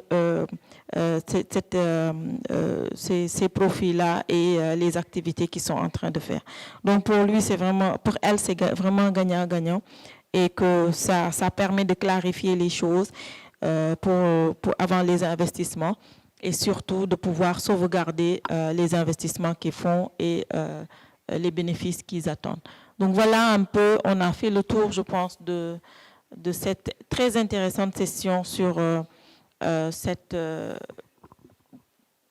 harmonisation des données au niveau global, mais aussi sur la nécessité pour nos pays d'avoir ces stratégies de données et de les aborder de manière confiante et optimiste en ayant en ligne de mire que c'est un avenir qu'on est en train de mettre en place et que c'est très difficile d'encadrer des choses qu'on ne connaît nous-mêmes pas. Donc, il y a un besoin de projection qu'on demande et je pense que c'est sur cela que je vais peut-être remercier l'ensemble des participants. Je ne sais pas s'il y a des questions dans la salle, mais on est vraiment pris par le temps. Je vois des mains se lever. Je pensais qu'il n'y avait pas qu'une main. Est-ce qu'on peut juste 1 heure de réunion là? Une question ou deux? Il y a la présidente Patricia qui veut intervenir. Il faut prendre 2 peut-être dans la salle. D'accord. Donc la présidente, 3. 3 questions et la présidente peut-être. Ça va être compliqué. Bon, la présidente d'abord. 2 minutes, Madame la Présidente. So my question goes to Amazuz in the AU, if she's still online. Please. Is Amazuz still online? Yes. Muntaga, il faut garder les panélistes en ligne. Hein? I would like to thank the panelists so far for their very good of them. Firstly, Judicial from Mauritius really dissecting the data policy and giving us a good overview, even for those who haven't yet read it, a detailed analysis of what the data policy is about and how it's the implications for our business and the pros and cons of it. That was really comprehensive. I enjoyed that. I also think that the AU has explained their idea of how they think they will progress with it. And the comments from Smart Africa about the complements, how their work complements the data policy is very clear. My question to the African Union is that they are planning moving from the data policy itself, the implementation of the policy. We at the NATPA haven't been consulted at all. We're not involved. So how is the African Union hoping to document an implementation plan without the data subject, subjects, the experts of the delivery? We get this often from the African Union for most of the key documents they work on, prepare a cake and they put it in front of us to work with it. And I think that must stop. So how is the planning going and when are we going to be consulted so that we are involved in the design and planning of the implementation of this very comprehensive data policy? My question to the African Union. Thank you. Merci, Madame la Présidente. Donc, il y a une question à Souila. Souila, est-ce que... on va prendre toutes les questions, après on va donner la parole au...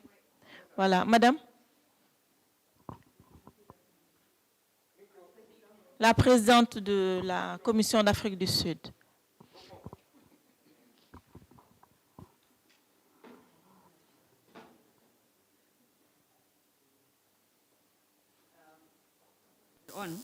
Yeah, thank you very much. Let me also add my voice and commend all the presenters for the wonderful presentations.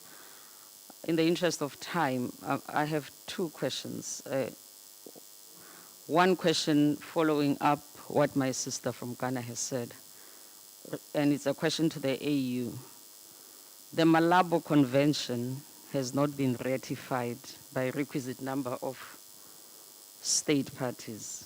It has not come into effect. It is already outdated. So I just want to find out what strategies have been put in place by the AU to ensure that this convention is ratified? Because frameworks are frameworks, they are not binding, and my sister from Mauritius said so. Unless we have a convention that puts obligation on states parties, we know that frameworks won't take us far. Secondly, Smart Africa, it's a comment. You spoke about the importance of privacy in data protection, and I think we need a paradigm shift because it's no longer just privacy. We have to look at the whole issue of data privacy and the whole spectrum of human rights and move away from the premise of data protection being an IT issue, because it's not an IT issue. It is a very important human rights issue, and in this age of digital economy, fourth industrial revolution, it's probably the only and the most important human rights in the world. So I'm just saying that in our framing, we have to move to a spectrum where we're talking about data protection and a whole range of human rights, from human dignity to equality, non-discrimination, ensuring that no one is left behind. Thank you, that's my comment. Alors, deuxième. Devant. Si vous pouvez juste aller directement à la question pour qu'on puisse gagner du temps, s'il vous plaît. Monsieur le Président de Tunisie. Du Maroc, excusez-moi. La Tunisie vous salue. C'est pas une question, c'est juste un commentaire rapide. Quand vous avez dit tellement que les gens s'intéressent aux données à caractère personnel, mais il n'est pas clair ce qu'ils sont en train de faire, ou c'est plutôt Souila, à Mazouz, il n'est pas clair ce qu'ils sont en train de faire au niveau de tout ce qui est open data, etc. Je voudrais juste insister sur le fait qu'aujourd'hui, il y a une étape qui est en train d'être ouverte, qui va au-delà de l'open data, qui s'appelle le data altruisme, et qui pousse les individus en tant que tels à mettre au service de tiers de confiance, a priori les autorités de protection des données, leurs données personnelles ou leurs données environnantes. Et que c'est un sujet que, au niveau de nos autorités et au niveau du réseau, on doit s'en saisir. Et je pense que dans le contexte de la collaboration actuelle avec Smart Africa, ça peut être un sujet d'avenir important. Et je pense que cette dimension de data altruiste doit être considérée parce qu'elle va ouvrir d'autres enjeux et d'autres risques et d'autres mécanismes de protection. Merci. Tout à fait. Khoudia, pour avoir une deuxième dame. Après, The lady. Sorry. Sorry. On aura du mal, hein? Oui, bonjour tout le monde. Merci Maïmouna de m'avoir donné la parole. C'est Khoudia Gueye de l'Université virtuelle du Sénégal et en même temps membre de la Commission de protection des données du Sénégal. J'ai une question à poser surtout à l'Union africaine Smart Africa, parce que je me demande, est-ce qu'il y a une synergie entre ces différents programmes, entre ces organismes africains comme l'Union africaine et Smart Africa, parce que je sais qu'il y a quelques années de cela, l'Union africaine avait mis en place le projet Axis pour la mise en place de points d'échange dans beaucoup de pays africains et beaucoup de formations ont été faites, donc du capacity building pour renforcer les capacités des ingénieurs africains. Qu'est devenu ce projet-là? Est-ce que le Smart Africa n'est pas en train de refaire peut-être la même chose? Parce qu'on sait qu'aujourd'hui, les pays africains ne peuvent pas mettre en place un cadre de gouvernance de la donnée sans un certain préalable.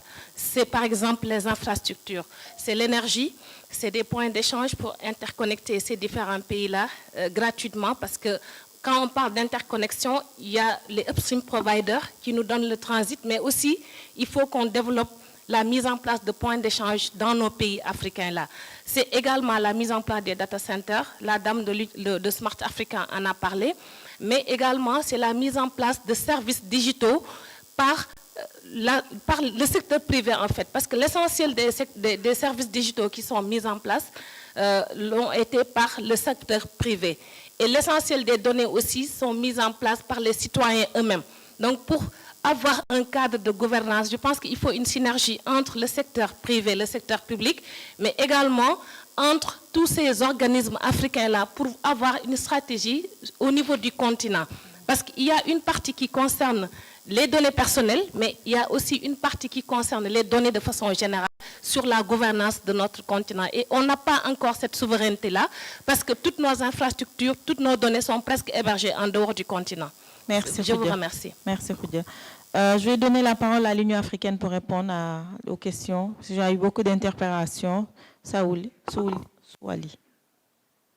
Thank you so much. Thank you for all the questions. So maybe I would start with the question from Mrs. Patricia, the chair of the Network of Data Protection Authorities, about the implementation of the framework and the status of the implementation and the involvement of the key stakeholders, and namely the Network of Data Protection Authorities. It's, as I mentioned, the network was endorsed by the summit in February 2022. So it's just 1 month. So we have just started thinking about the key activities that we can do this year, and the implementation plan is part of the framework, because if we had time, we would have developed it along with the framework and submitted for endorsement by the AU organs. But since we were very short in time, so we focused on the development of the framework, and now we follow up with the implementation plan. As I highlighted in my intervention, so we rely on all key stakeholders, and the task force that has been established to support the development of the framework is still operational. So, and the network is part of the task force. And within the development of this framework, we will have consultative meetings where we'll invite all the members of the task force to discuss. From our side, we thought that it's maybe better to let the consultancy firm develop some work, and after that we invite the members of the task force to discuss. But we can also do the opposite. We can also start with consultations and inform, help the consultancy firm to gather information, and after that they will help us with the development of this plan. So the status is that we have just discussed with our partner, which is GIZ, who supported us in development in the framework, and also he is willing to continue supporting us in the implementation plan. We have just finalized the term of reference and discussed with the consultancy firm to agree on the timeline. It is a status, so we will involve and we'll call on the support of the data protection authorities in this exercise. I think I will take all the questions if you allow me, and I will briefly respond all the questions if you allow me. Je vais donner la parole à ma voisine de droite pour répondre aux questions. Il y a 2 questions sur lesquelles elle a été interpellée. Tellement. Elle a fini, celui-là? Je pense qu'elle a dit... Je souhaiterais continuer, s'il vous plaît. Elle a demandé si elle peut... Bon, d'accord, on vous laisse parce que là... Ok, donc je vais faire brièvement. Donc, on the question on the Malabo Convention, we have so far 12 ratifications. We have still 3 missing to reach the number for the entry into force of the convention.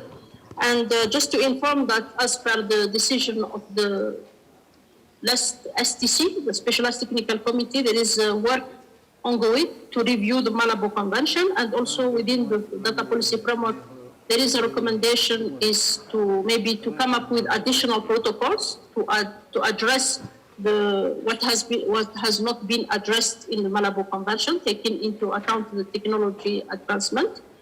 And on the question related to from Mr. Zroshny from Morocco, I think I agree with you. I think as it was highlighted there is need to review the mandate of data protection authorities and maybe to empower them, and also to see how they can respond to the new needs related to data, because data is cross-cutting and also it's a very dynamic sector.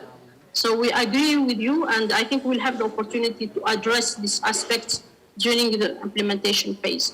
On the synergy between AUC and Smart Africa, I think it was highlighted already by Telma that we are working together. There is complementarity. The data policy framework built on the work that has been done by Smart Africa, and they supported us. They participated in the task force, and now we will work together also to fast forward the implementation. So there is complementarity, and also there is alignment of our programs. On the infrastructure, just to conclude on the infrastructure, we do acknowledge that there is need to address the infrastructure, namely the regional and cross-regional infrastructure, because at national level, we do understand that it is the role of the government to take care, but when it comes to regional and cross-regional infrastructure, there is a program for infrastructure PIDA, which is really a big program that takes into account this. And for your kind information, within this program, we have already 4 regions, like 4 regional economic communities that are developing their regional data center.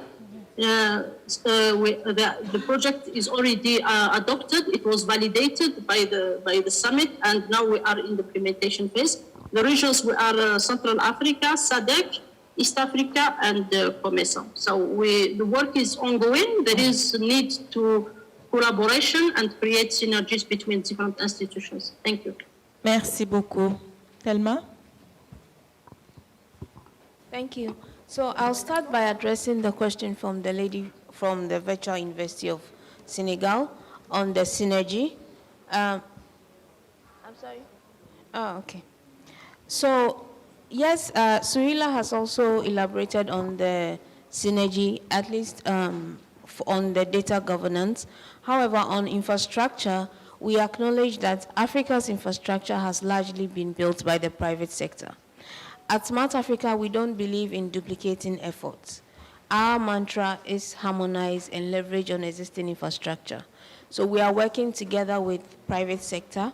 We have the likes of Orange, we have the likes of MTN, that we have the likes of Liquid Telecom, that we are working together in terms of infrastructure, and also even international organizations like the World Bank.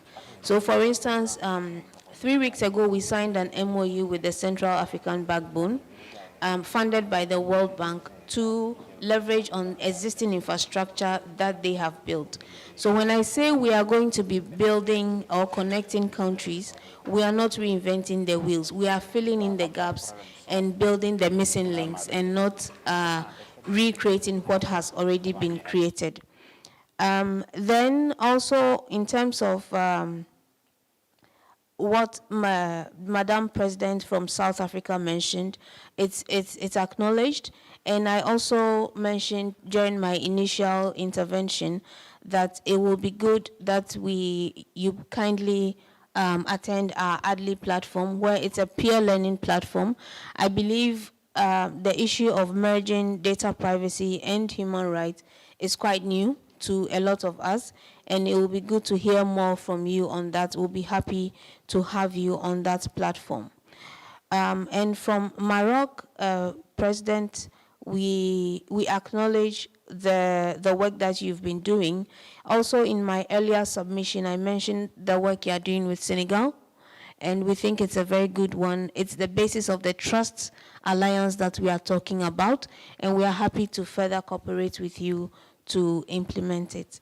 And again, let me take the opportunity, because on a lot of forum, I've been asked this question on, are we not duplicating efforts with Africa Union? Let me take the opportunity to clarify that we don't duplicate efforts with Smart Africa. What we do is harmonize and leverage on existing infrastructure, existing work, and it can be seen in what we are doing with the data, whilst we focus on being pragmatic and implementing. Africa Union also focuses on creating the framework and setting the periphery within which we should work. Thank you very much. May I jump in and Merci. respond quickly to Suhaila? If you can put Suhaila back. So we have heard from Suhaila that the NACPA has been endorsed by the African Union this February. That's really good news for us, and we want to discuss that in more detail. And I think in the considering time here, we would want to extend this conversation with the African Union online as soon as possible. Suhaila, thank you. Merci beaucoup. Je pense que les discussions vont continuer en ligne pour une meilleure implication des données personnelles. Je vais juste conclure en disant qu'aujourd'hui, quel que soit le modèle de gestion de données personnelles qui sera choisi par nos sociétés, il sera indispensable de l'intégrer à notre écosystème plus vaste de données. Et qu'aujourd'hui, nous allons clore cette session-là.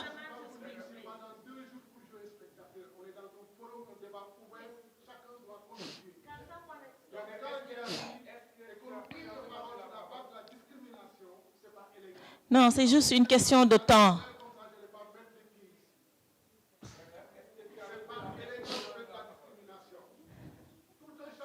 But we have time. We don't have time. Il n'y a jamais eu de personnalité censurée depuis hier. Ah bon?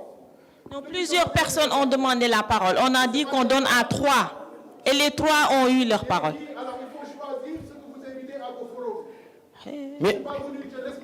Mais Ndiaga, tu es en train de faire un mauvais procès à tout le monde. Mais tu n'as pas levé la main quand il a demandé.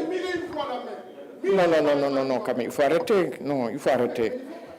Je pense que... Il faut arrêter. Non, Ndiaga, ça, ce n'est pas juste. Non, on ne peut pas laisser passer ça non plus. Si tu veux la parole, tu lèves la main, on te la donne. Il n'y a personne qui a été censuré ici. Il ne faut pas profiter de ça pour nous faire un procès aussi. On ne l'accepte pas.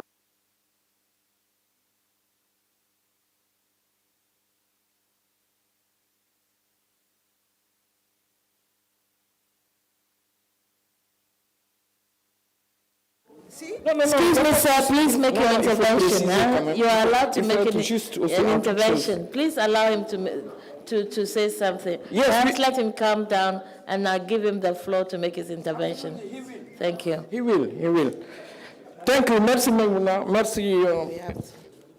Merci beaucoup, Thelma et Madame Souila et Magdoub et Did you Madame hear Firi. what we said? Excuse me? Allow the man to make his intervention. Yeah, we will give him the floor. But let me close this session. Oui. Oui. Yes. Marie, donnez-lui le micro, s'il vous plaît.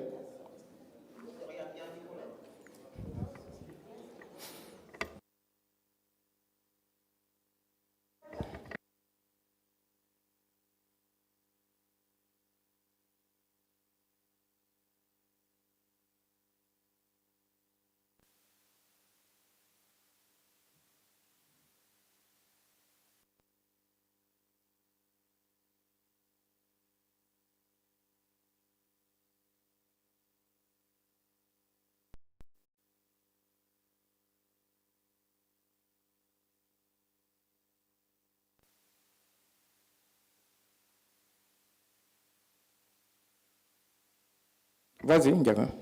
Bonjour et merci de m'avoir donné la parole. Mon nom est Ndiaga Gueye et je suis de la société civile sénégalaise. J'observe afin qu'on puisse qu'on ait la même compréhension de quoi nous parlons. Aujourd'hui, la thématique, c'est la gouvernance des données. Qu'est-ce qu'on entend par gouvernance des données dans le cadre de l'identité numérique? C'est quoi? Place pour atteindre les objectifs de l'identité numérique tout en garantissant la sécurité en matière de gouvernance des données dans le cadre de l'identité numérique. Cette question de départ, mettre en place pour atteindre ces objectifs. Deuxième axe de réflexion, quel est le système d'information à mettre en place pour la sécurité des données leur confidentialité et la protection de la vie privée.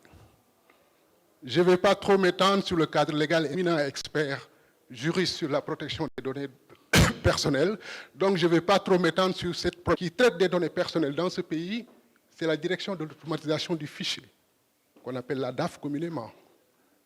La DAF est morte sur les projets de l'État, la Commission n'a qu'un avis qui ne lie pas le gouvernement.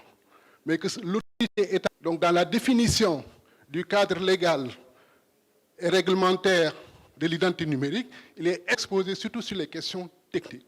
C'est-à-dire, quelles solutions de stockage des données, de conservation de données, faut-il mettre en place pour atteindre les objectifs de sécurisation des données, de confirmer, si possible, de faire un rappel de l'existant au Sénégal.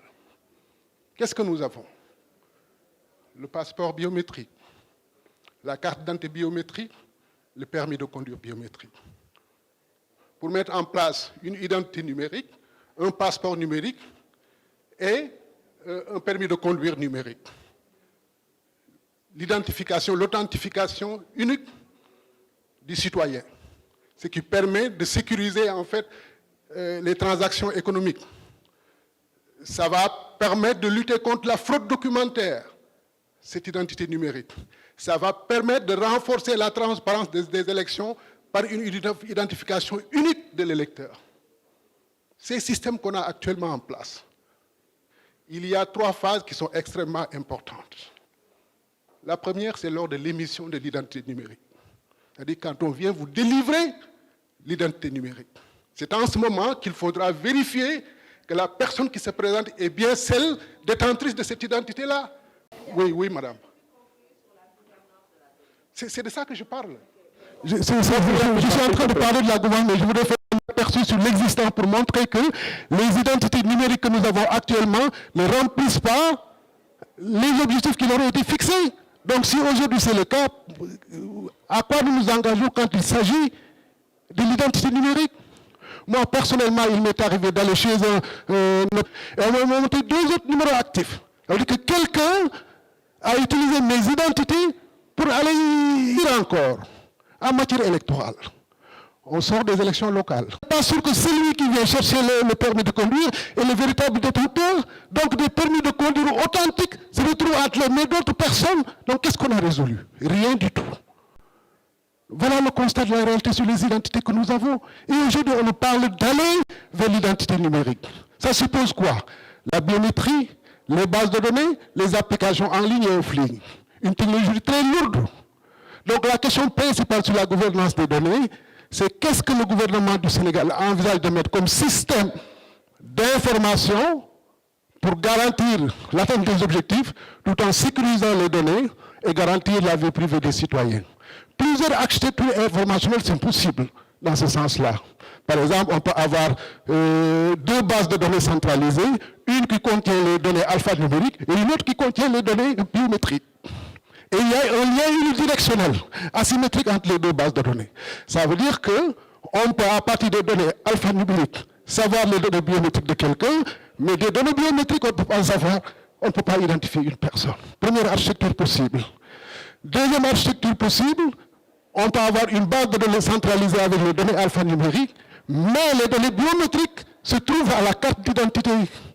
Dans la carte d'identité, il me semble que hier, dans l'exposé du Maroc, ils ont choisi cette architecture informationnelle. Une base de données centralisée avec les données alphanumériques, mais les données biométriques se trouvent dans la carte à puce. Merci, Ndiaga. Plusieurs architectures sont possibles. Aussi, je voudrais savoir, là, dans l'abstrait, une question. Amicalement, je vais te couper.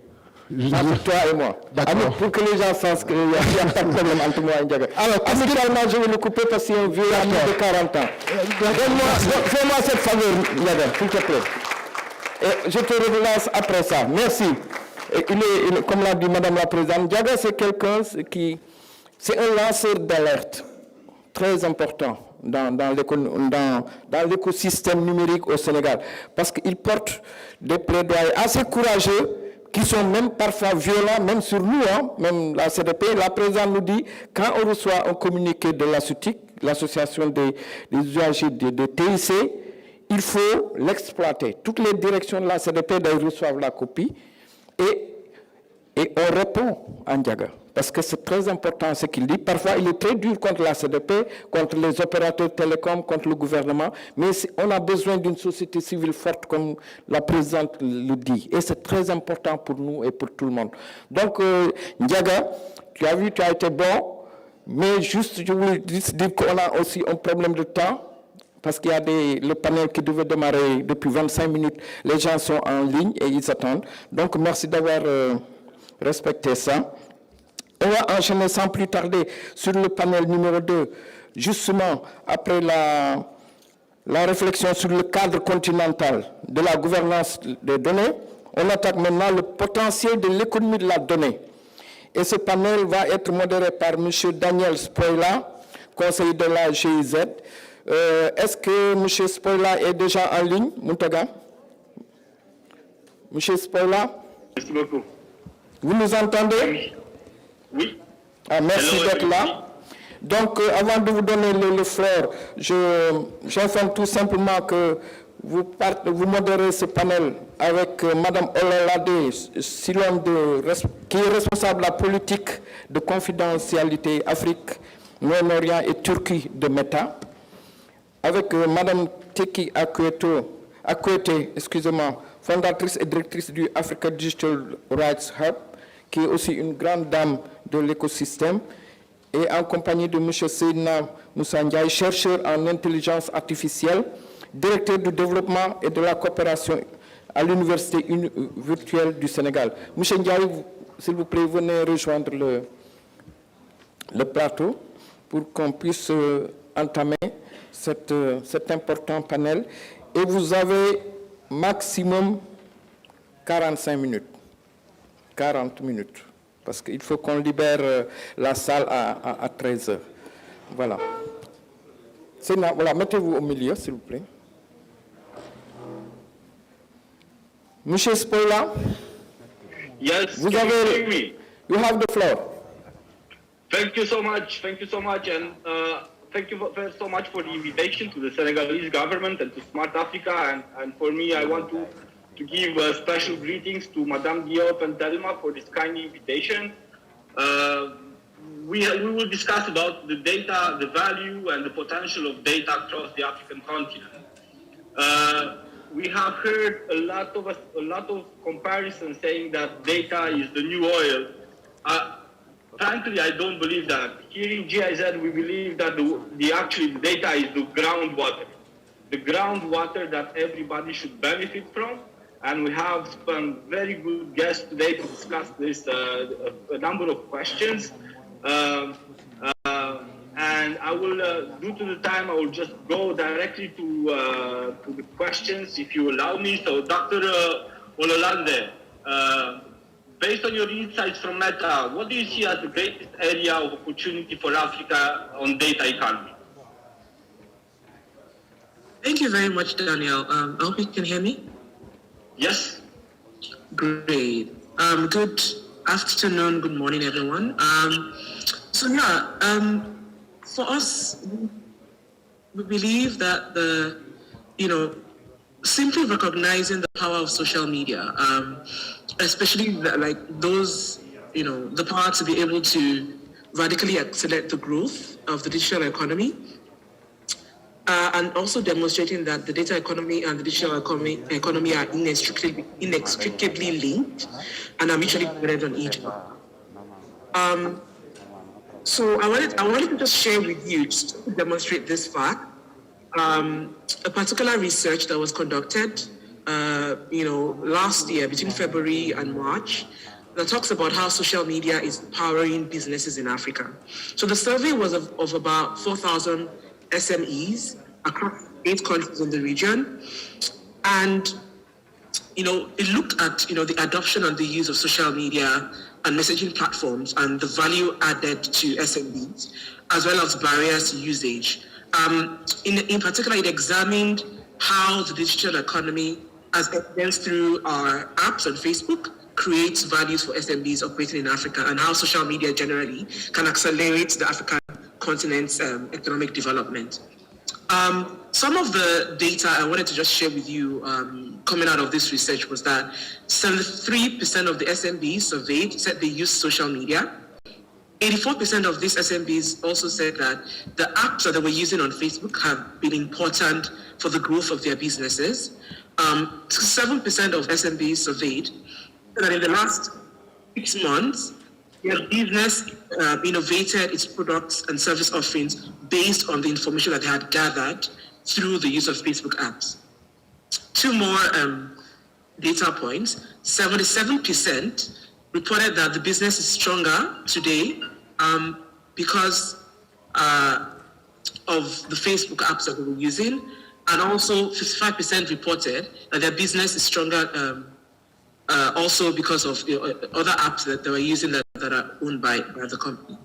I wanted to just flag, some of the particular ways in which they use the apps to support their businesses.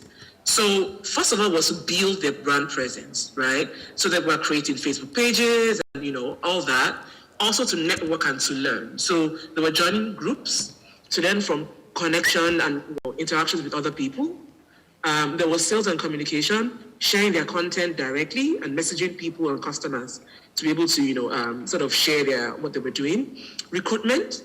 Many people were posting, vacancies, and of course that helped, to be able to attract the right kind of people.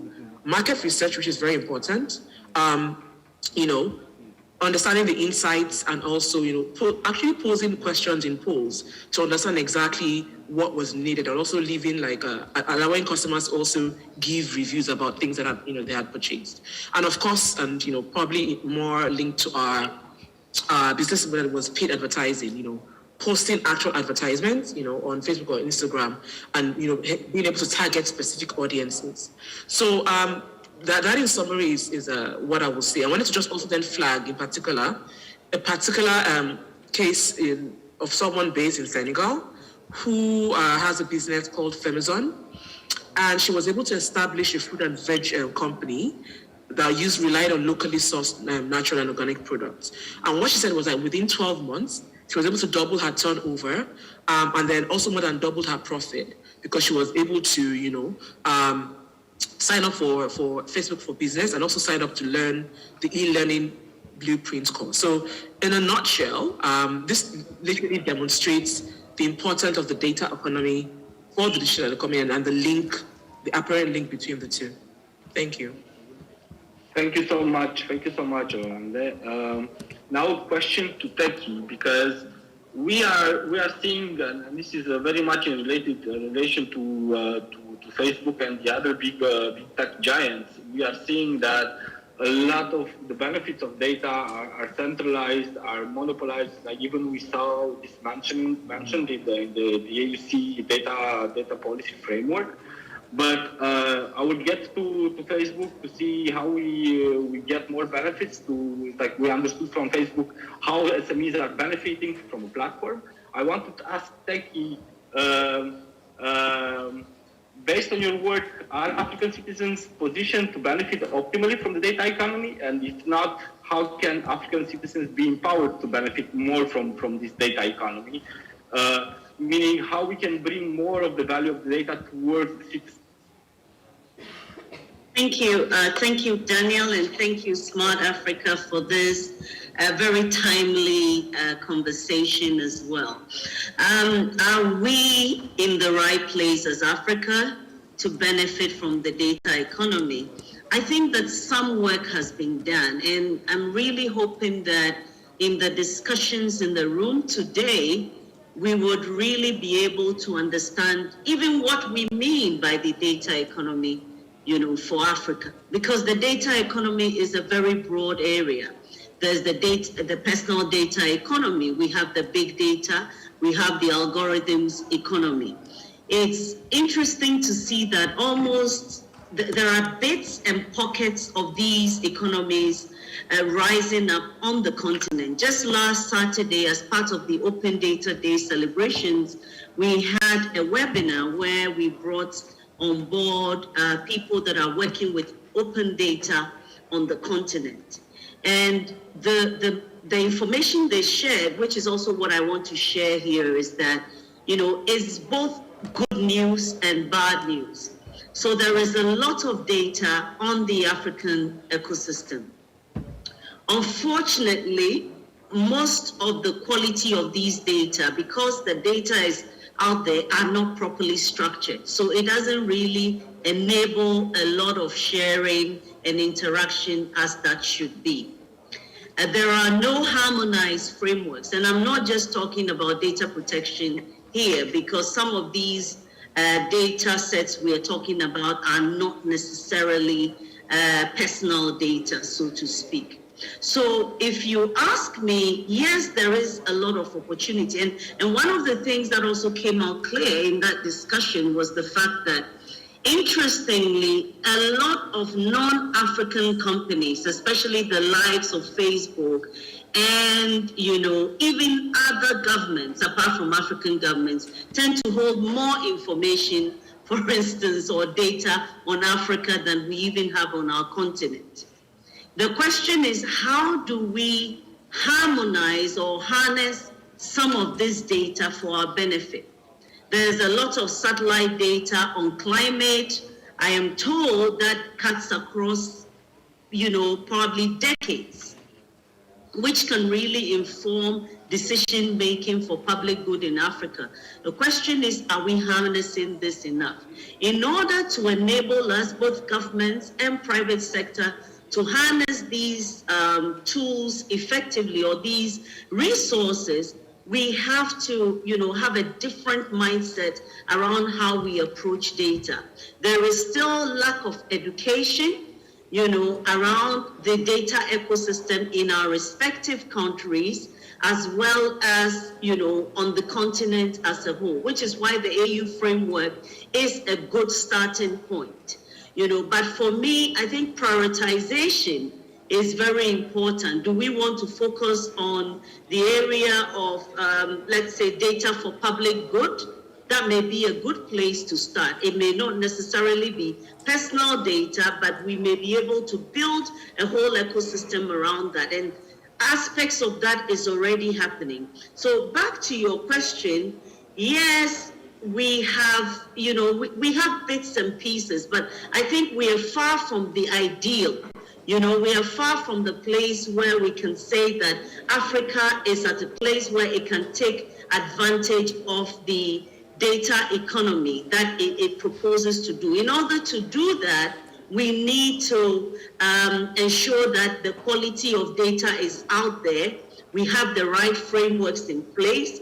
We are addressing all the regulatory challenges around privacy, around human rights, ethics, and ownership of data in order to get us to where we want to go. Thank you so much, Teki. In my work, what I realized, for example, that we don't have a lot, it's strange, but we don't have a lot of data about the data economy in Africa. For example, we don't know the value of the data economy in Africa. So question maybe is like, what are the instruments first to create, let's say, to have all this data in order to create the right decision making, to have the right decision making. But now I want to go to Mr. Seydine, and I'm a big fan of the Virtual University of Senegal, and I want you to share on the AI project that he has been running, to tell us a little bit about the AI project he has been running with the Virtual University of Senegal and their significance for the data economy. And please, Mr. Seydine, please take the floor. Merci Daniel. Merci. Tout d'abord, je tenais à remercier la CDP et Smart Africa donc, de m'avoir convié pour partager un peu avec vous les différents projets, notamment dans le domaine de l'intelligence artificielle. Donc, qu'on mène au sein de l'Université virtuelle du Sénégal. Donc, j'aimerais d'abord présenter deux projets qui sont un peu techniques avant de parler d'un troisième projet en fait de recherche que nous avons au sein de l'université virtuelle. Donc le premier est le projet en fait le plus naturel pour une université virtuelle, ce qui s'appelle TutorBot. Donc, qui est la mise en place d'un tuteur intelligent en fait pour guider à l'apprentissage dans une plateforme en ligne. Donc, comme vous le savez peut-être, dans le domaine de l'intelligence artificielle. Donc l'application de l'intelligence artificielle dans l'éducation est quelque chose d'assez complexe et il n'existe pas encore en fait de système très performant pour guider à l'apprentissage. Donc nous, notre but, c'est de profiter du fait qu'on a au sein de l'UVS une plateforme en ligne qui a plus de 55 000 étudiants, donc avec beaucoup de transactions en termes de données pour nous donner assez de substance en fait pour travailler en fait sur des algorithmes très performants.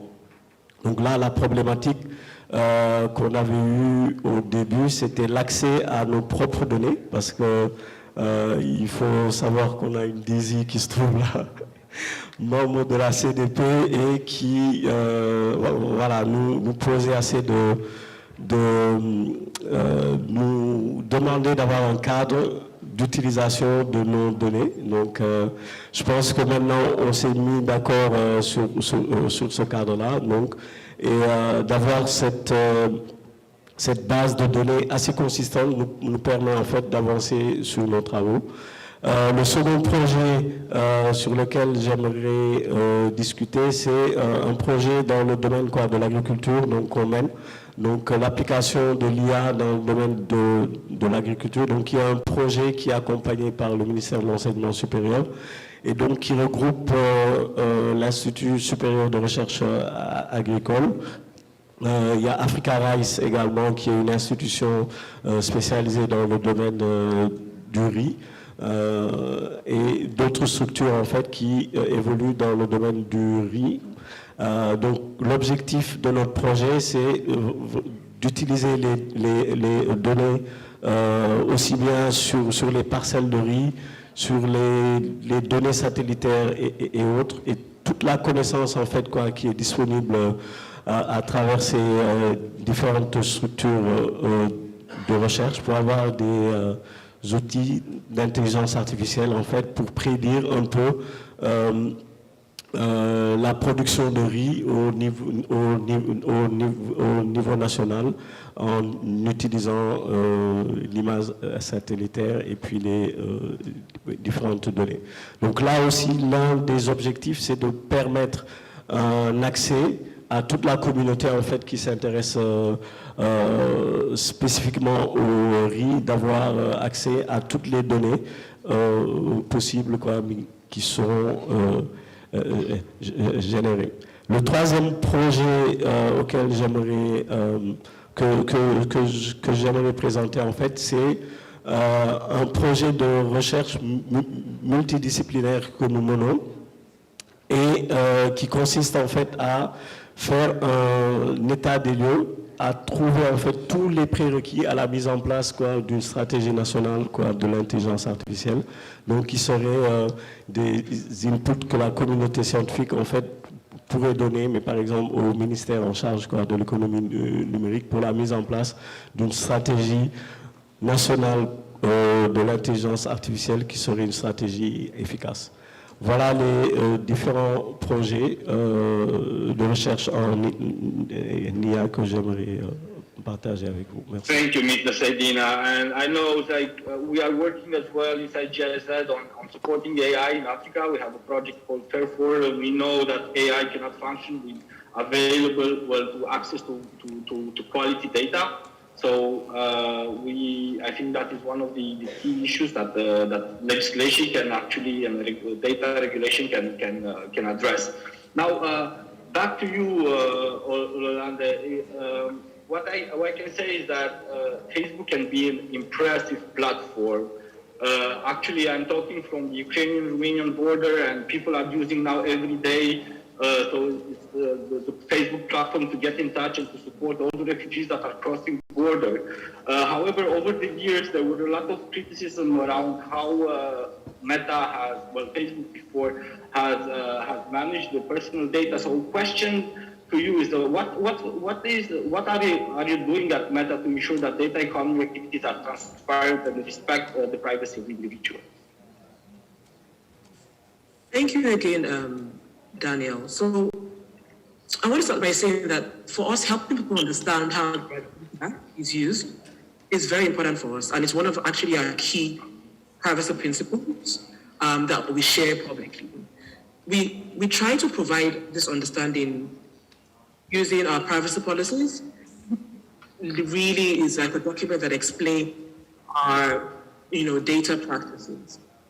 However, we recognize that oftentimes, privacy policies are often complex, legal documents that may be difficult for ordinary people to understand. And so, we also realize like simply providing extra information or information, is not always useful for people. And as we previously communicated, in a white paper that we shared on communicating transparently, believe that privacy policies should not be the only way for companies like ours we communicate about their information, and that I'm trying to. Me too. Can I continue? Please, but I don't know. I hear an echo. I don't know. Sorry? I hear an echo. You hear the echo as well? Yes. Okay. But So now it's good. should I continue? Please continue. Let's Okay. First now. So as I was saying, we've said this before, that we do not believe that the privacy policy should be the only way that we communicate to people, about their information, and also that beyond simply meeting the minimum legal standards, we need to find new ways to both inform and empower people to make privacy choices that are meaningful for them. And so as part of this efforts, I wanted to also emphasize that in addition to privacy policies, we believe that providing education on tools that give people like practical information about how their data is being used and how to exercise control over their data in like very clear and plain language that is easily accessible and understandable is very, very, very important. So our overall approach is to provide users with meaningful information that empowers them to make choices about how to engage online and how to then share their data.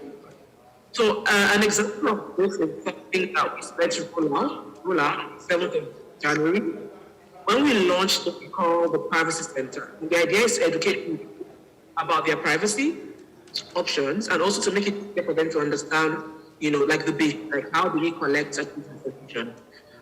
So in the Privacy Center, users can learn about our approach to privacy.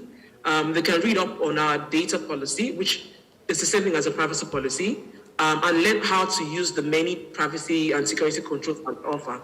So for instance, we provide users with a new place to learn about our approach to privacy across our apps. We give them helpful information about, the kind of, technologies and apps that exist.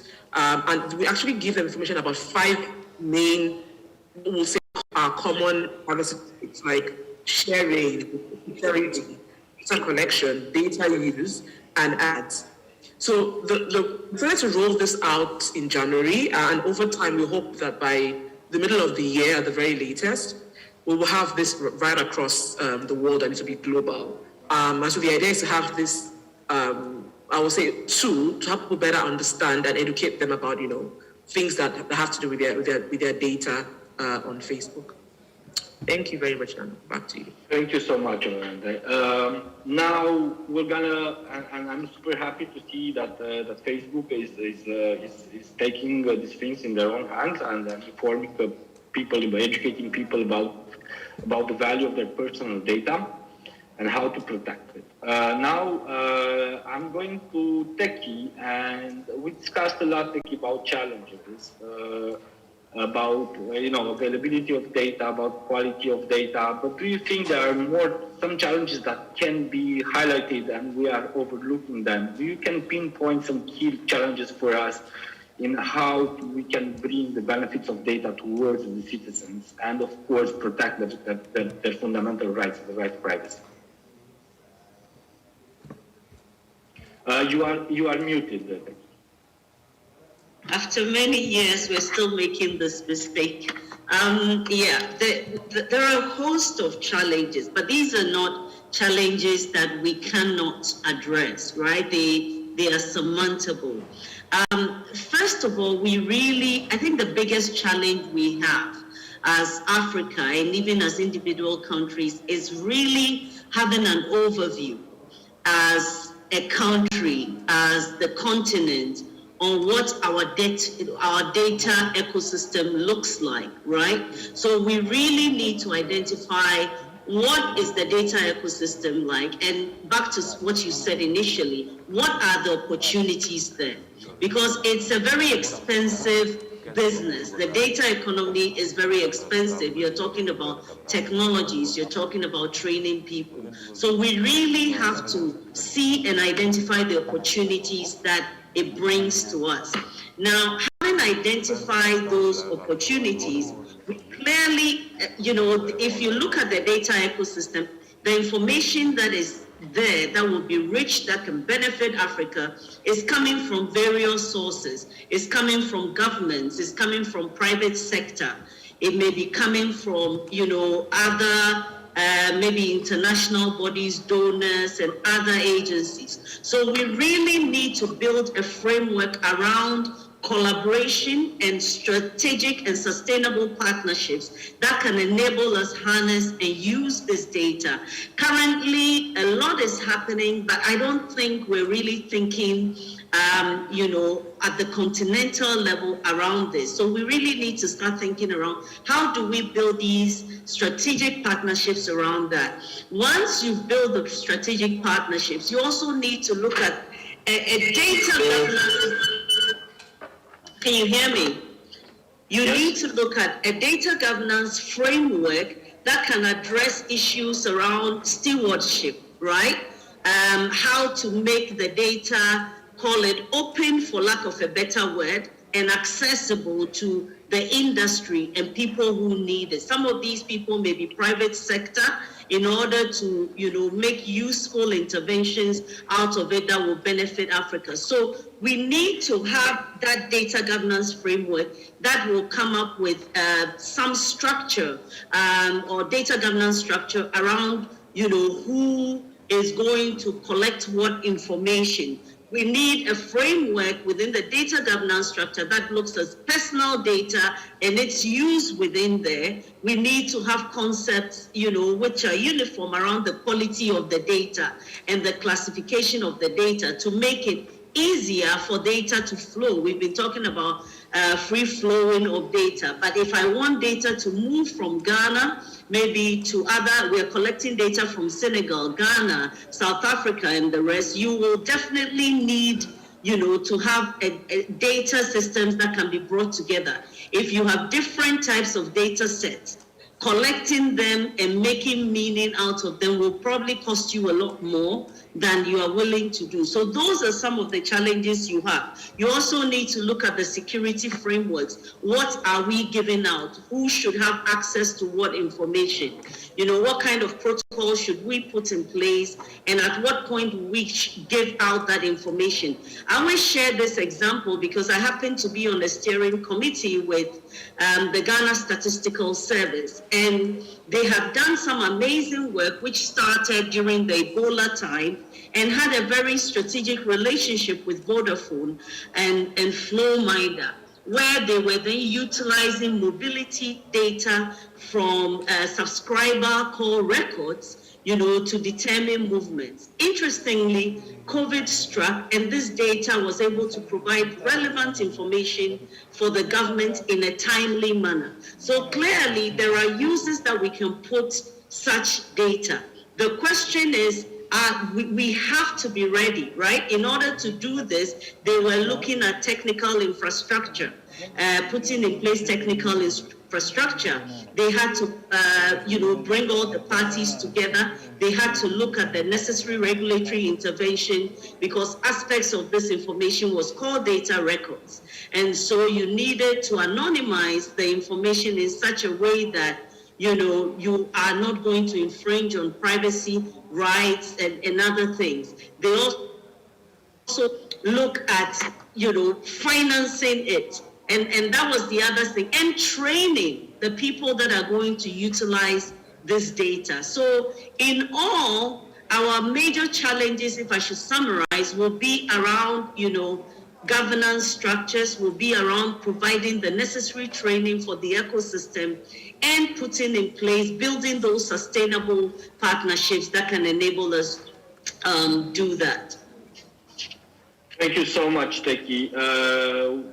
This is exactly, I think, the work in Senegal right now that Madame Diop was mentioning, that national data strategy, and I think that what I'm taking from what you're saying is partnership, is multi-stakeholder partnership, and whole of government partnership in designing this data regulatory frameworks in opening data.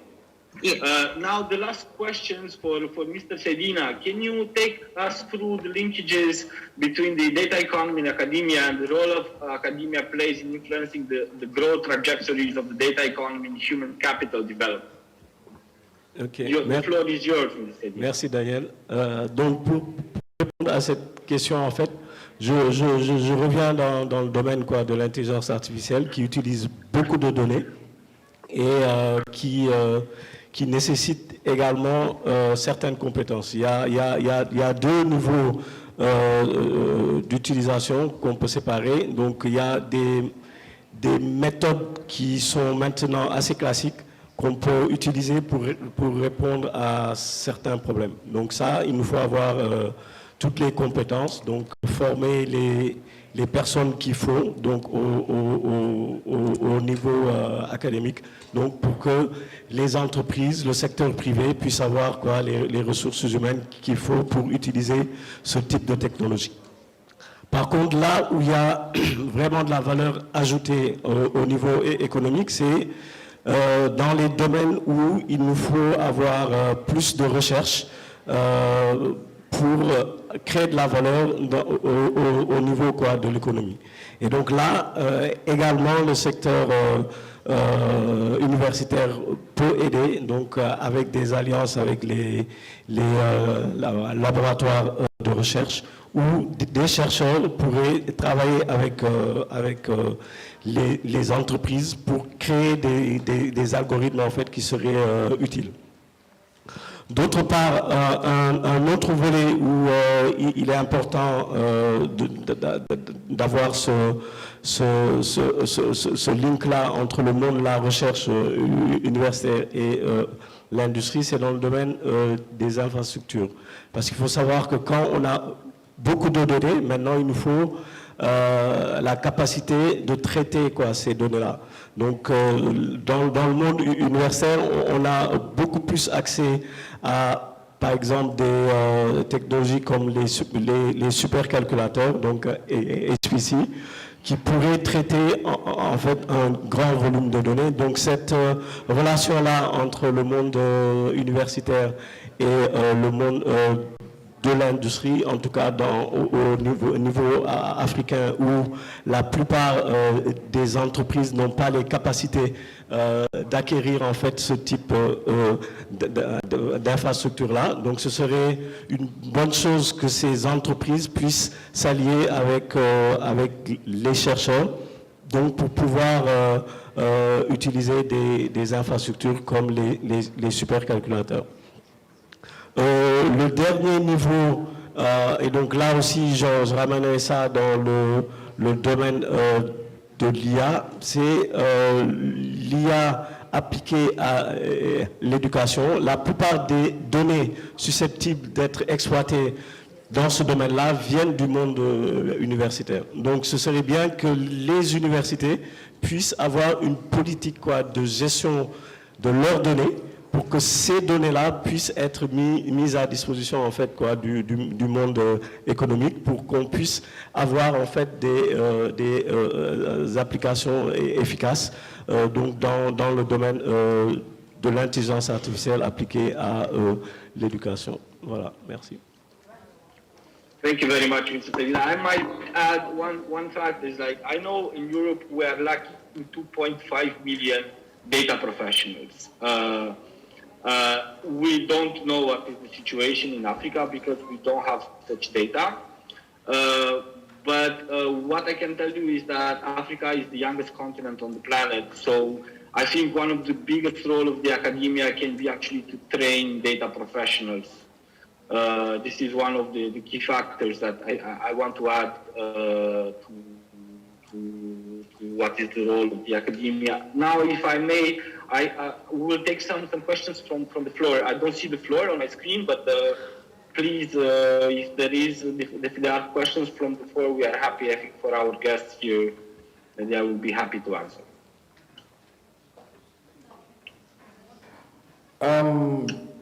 Merci beaucoup, Daniel.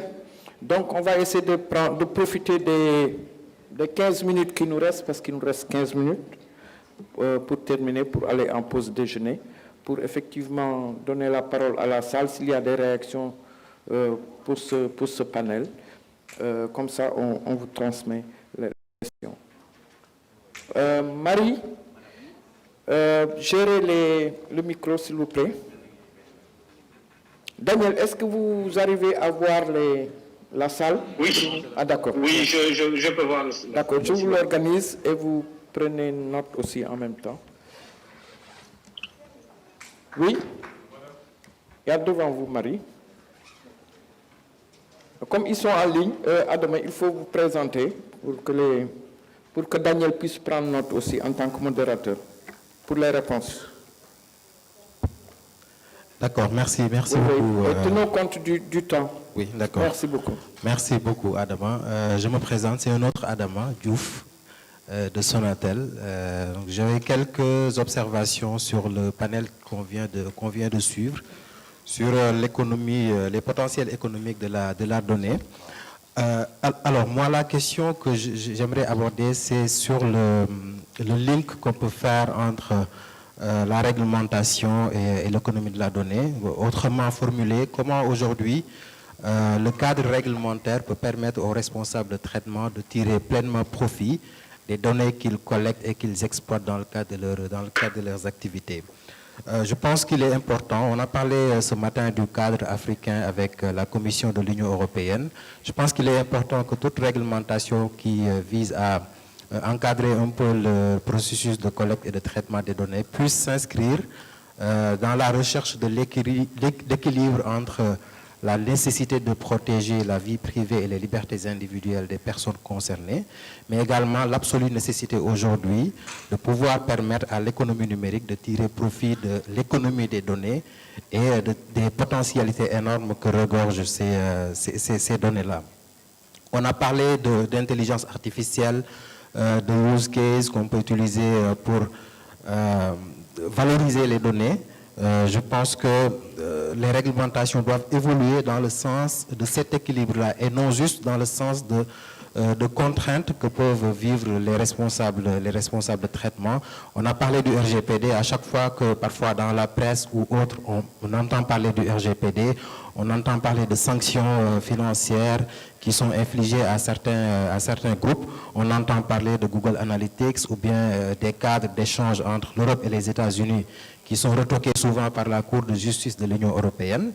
Il faut qu'il y ait un cadre de confiance qui soit mis en place au lieu d'aller souvent vers des cadres réglementaires qui sont assez contraignantes. Et ces évolutions législatives-là peuvent prendre certaines formes, notamment au Sénégal, comme on le connaît. Bon, c'est ce que je connais le mieux. Nous avons encore des formalités préalables qui peuvent être assez lourdes et assez chronophages pour les responsables de traitement. Je pense que dans le cadre de la refonte de la loi sur la protection des données qui est en cours au Sénégal, on peut aller vers un allègement à défaut de suppression de ces formalités-là pour davantage responsabiliser les responsables de traitement pour qu'ils puissent documenter leur traitement et parallèlement renforcer les prérogatives de contrôle de la Commission pour qu'on puisse arriver à ces objectifs-là. Je termine par un dernier point, c'est sur les bases légales de traitement. Souvent, quand on veut tirer profit économiquement de certaines données, actuellement, à l'état actuel de la législation, on ne peut pas le faire sur la base des bases légales de traitement qui sont prévues par la loi. Donc il faut qu'on évolue également vers l'intérêt légitime des responsables de traitement. Je donne l'exemple, juste pour terminer, de certains opérateurs de téléphonie mobile qui doivent utiliser par exemple des données de géolocalisation pour pouvoir faire de la planification réseau ou bien de la densification réseau en l'état actuel de la réglementation, aussi bien de la protection des données personnelles que de la loi sur les télécommunications électroniques, parfois il peut arriver qu'il soit difficile de le faire compte tenu des contraintes juridiques qu'on peut vivre. Donc c'était une suggestion en même temps que certaines perspectives qu'on peut aborder pour aller de l'avant. Merci. Merci Adama. Un autre, s'il vous plaît, rapidement. Daniel, ça va? Vous avez le son? Ça va. Merci. Oui.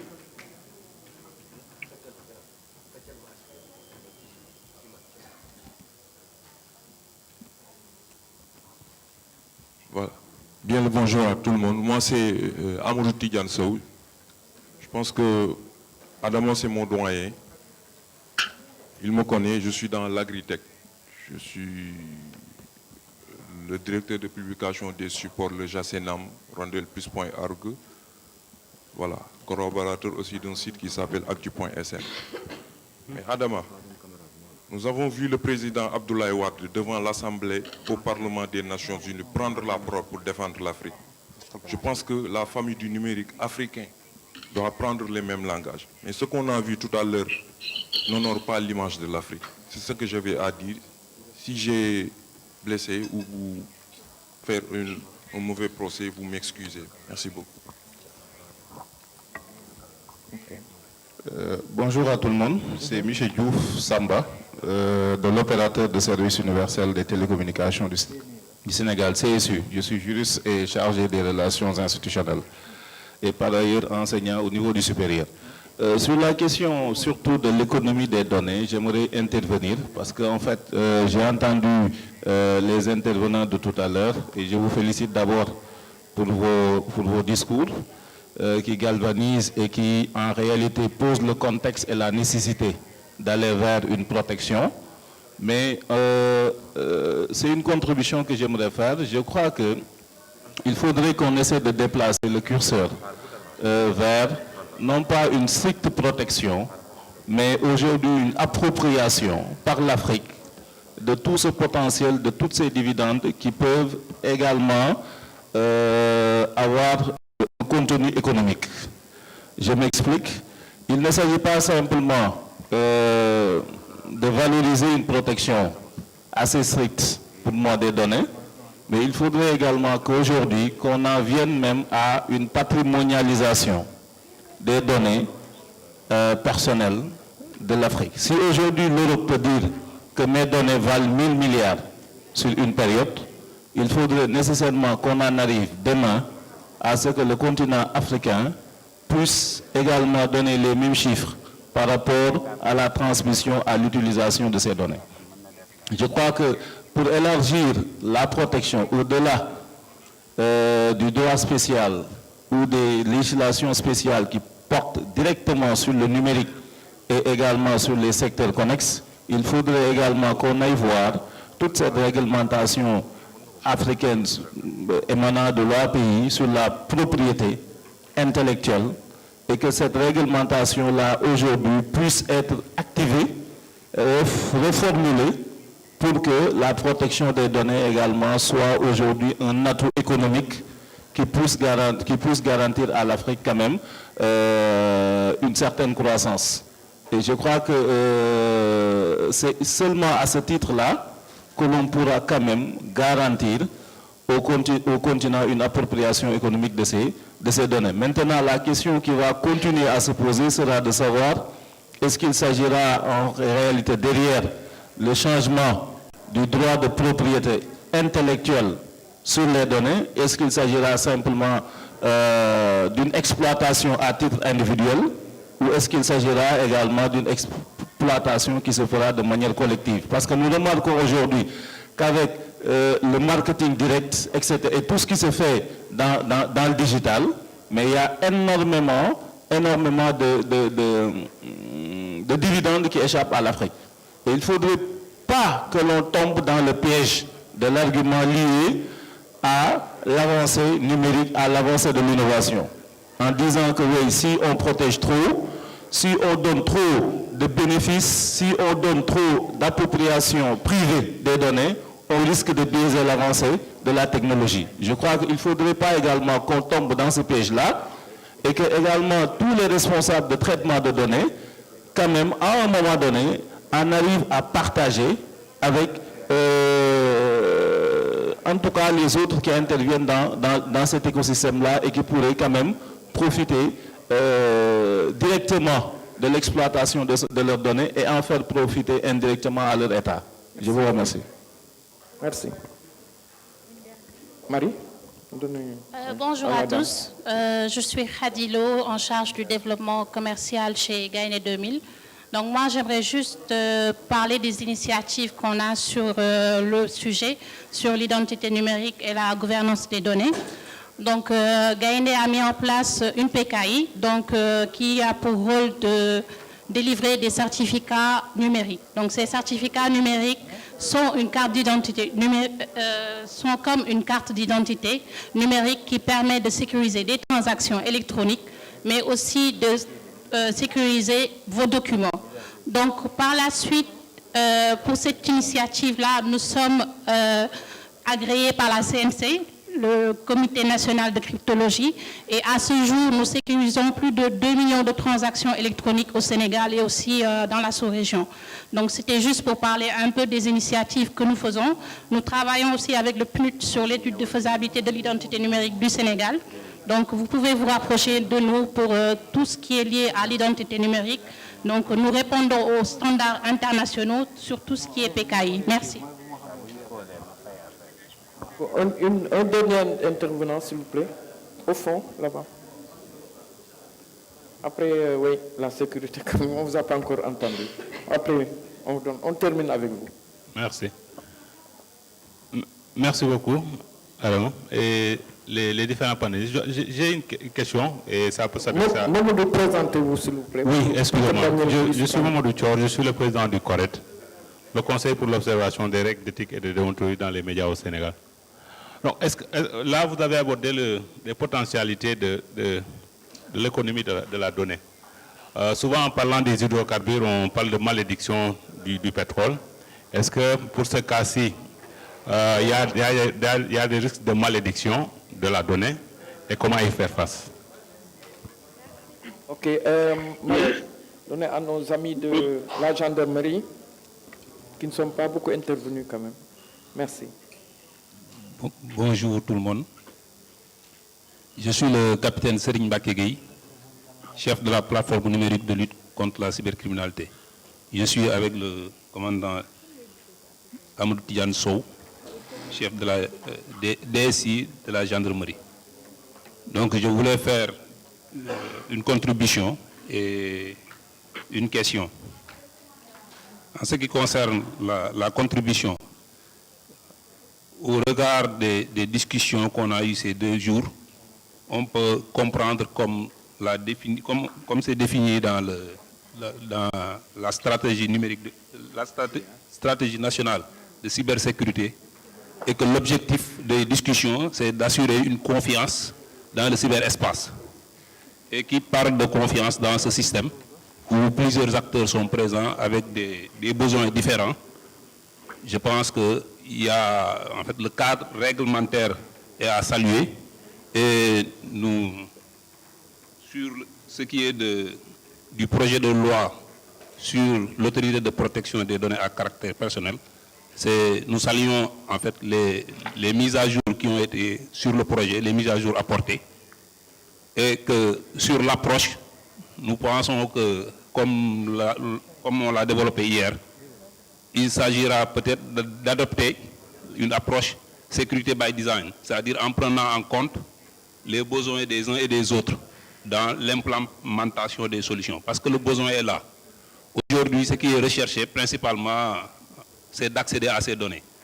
Et c'est important pour les acteurs publics, c'est important pour les acteurs privés, c'est important également pour les acteurs de la sécurité et de la défense du territoire.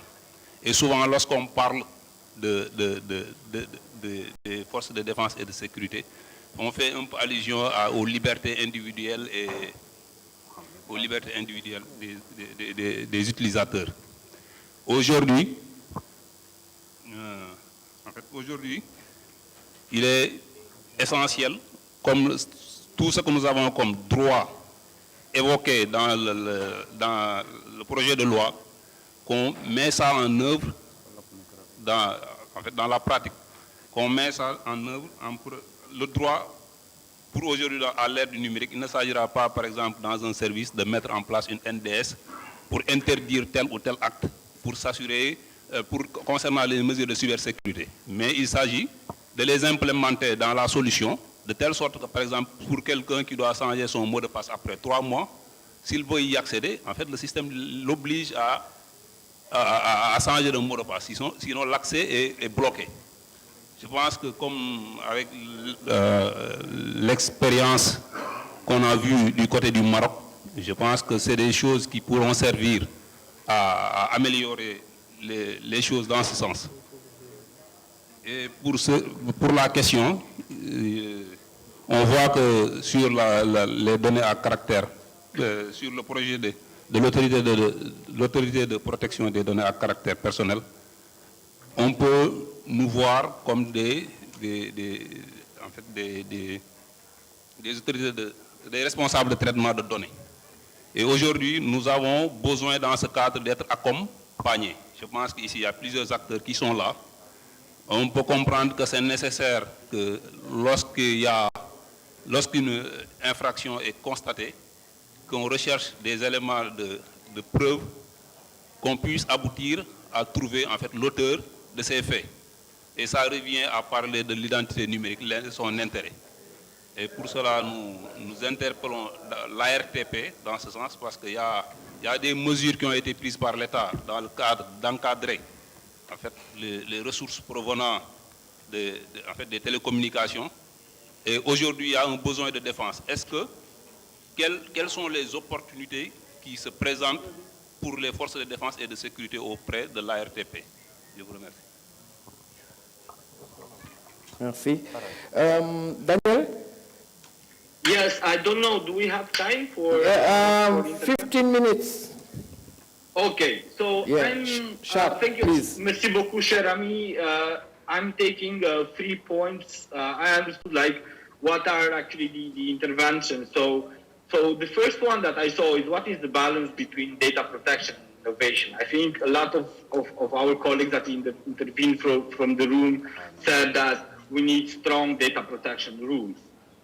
However, what we saw in Europe on implementing the GDPR is that a lot of the entities big companies had the financial resources to comply with GDPR. But at the same time, this affected a lot the SMEs and the startups because they didn't have so many resources to comply with GDPR. So the question to you is how do we see the balance between data protection and innovation? And I will open the floor to whoever of you will want to intervene. I'm looking to you a lot, Olanda, because we heard that Facebook and Instagram might be retreated from the European market due to the fact that it's very hard to comply with GDPR. This is an announcement of a month ago from Meta. I don't know if you are very familiar with it. That is a question of the international talks that are right now in OECD around data taxation. How do you see this? It's I heard from the room that big companies should pay back to the states the benefits that they are taking from. So this is what sorry for maybe my French was bad. So and the third thing that we heard from our colleagues from the gendarmerie was what is the importance of cybersecurity regulations now when we speak about creating this enabling environment for data. It's how important is cybersecurity, how important is to create the trust in the national data system. So if there is any intervention from the floor, I will open the floor for any of you who will want to intervene.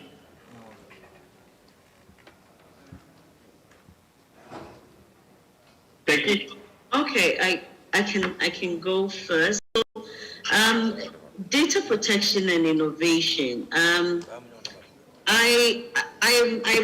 one of the firm believers that data protection can be both an enabler for innovation and it can disenable innovation. It is all about how we manage the the regulatory environment.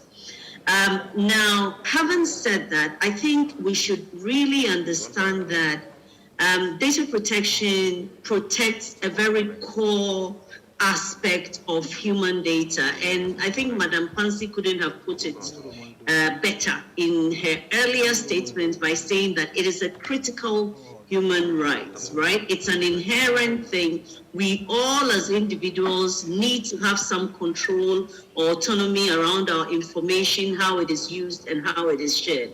And so I think controls around that is very important. Having said that, yes, we need not, put in place regulations that more or less disable, the two, protection can sit side by side and we can make it work. And taxation, I'm not sure whether I understand that, but if you're making reference to the operations of large corporations like the Facebooks and the Microsofts and the Googles, clearly they are earning income, right? I mean, somehow enables interaction in our ecosystem without necessarily being registered in the ecosystem.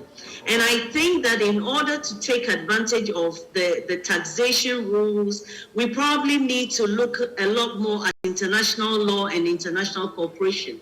And that is where Africa coming together as a continent and Ghana or Senegal on their own succeeding very much in these conversations. So it's probably one of those issues that if we want to take advantage of, we need to come together as one and then do proper negotiations around that.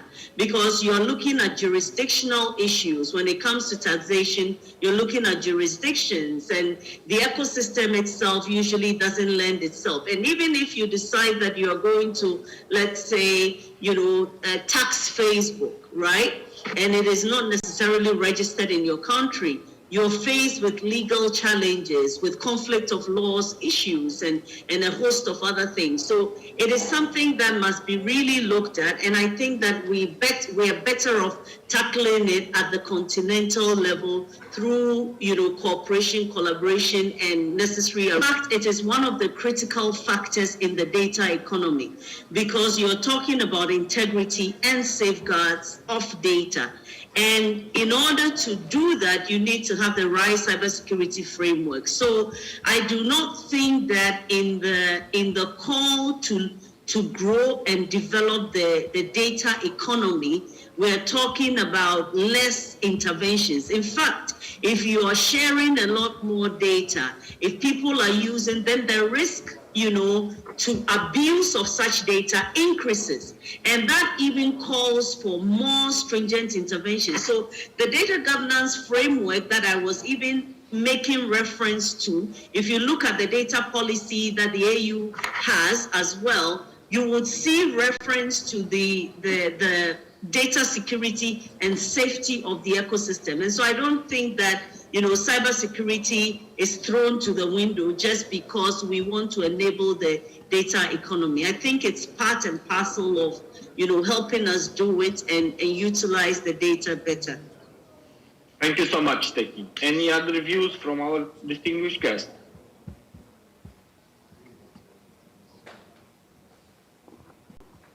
Oui, je peux prendre la parole, Daniel. Please. Oui, d'accord, ok. Donc, tout à fait, hein, je suis d'accord avec ce qui vient d'être dit.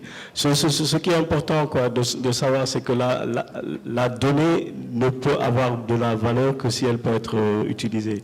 Et trop de restrictions dans son usage ne facilite pas l'économie de la donnée. Moi, je verrais la problématique en fait beaucoup plus globale et considérer quelle pourrait être en fait la chaîne de valeur de la donnée. Donc voir dans tous ces segments de la chaîne de valeur et de voir en fait comment réguler tout cela. Je m'explique en fait. C'est-à-dire si on prend la donnée, il y a la problématique de son stockage, mais aussi de son exploitation. La donnée ne peut avoir de la valeur que si après on peut la transformer en quelque chose d'autre, quoi, et qui est vendable. Et donc, comme c'est le cas avec les ressources naturelles, produire de la donnée, c'est bien, mais pouvoir la transformer aussi, c'est encore mieux. Et donc, l'Afrique, je pense, doit mettre en place tout le dispositif qu'il faut pour générer ses propres données, bien les gérer, mais également se donner toutes les capacités pour pouvoir les exploiter et en créer de la valeur, mais pour l'économie. Voilà ce que je voulais dire. Merci beaucoup. Thank you so much. If there are follow-up, any other views? If not, we will close this session. So I have an intervention, Daniel. Please? Yes. Please. I cannot see the room, so. Okay, thank you. I just wanted to touch on the issue of taxation. And since we have all the various stakeholders here, I want us to think very, very well about taxation.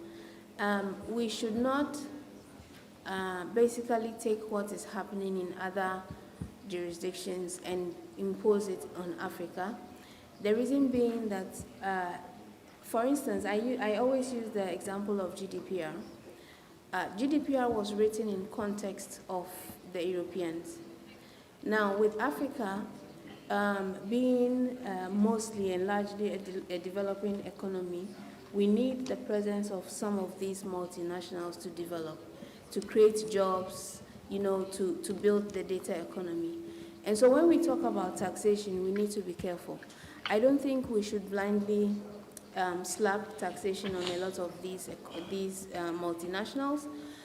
We need to develop something that befits the continent of Africa.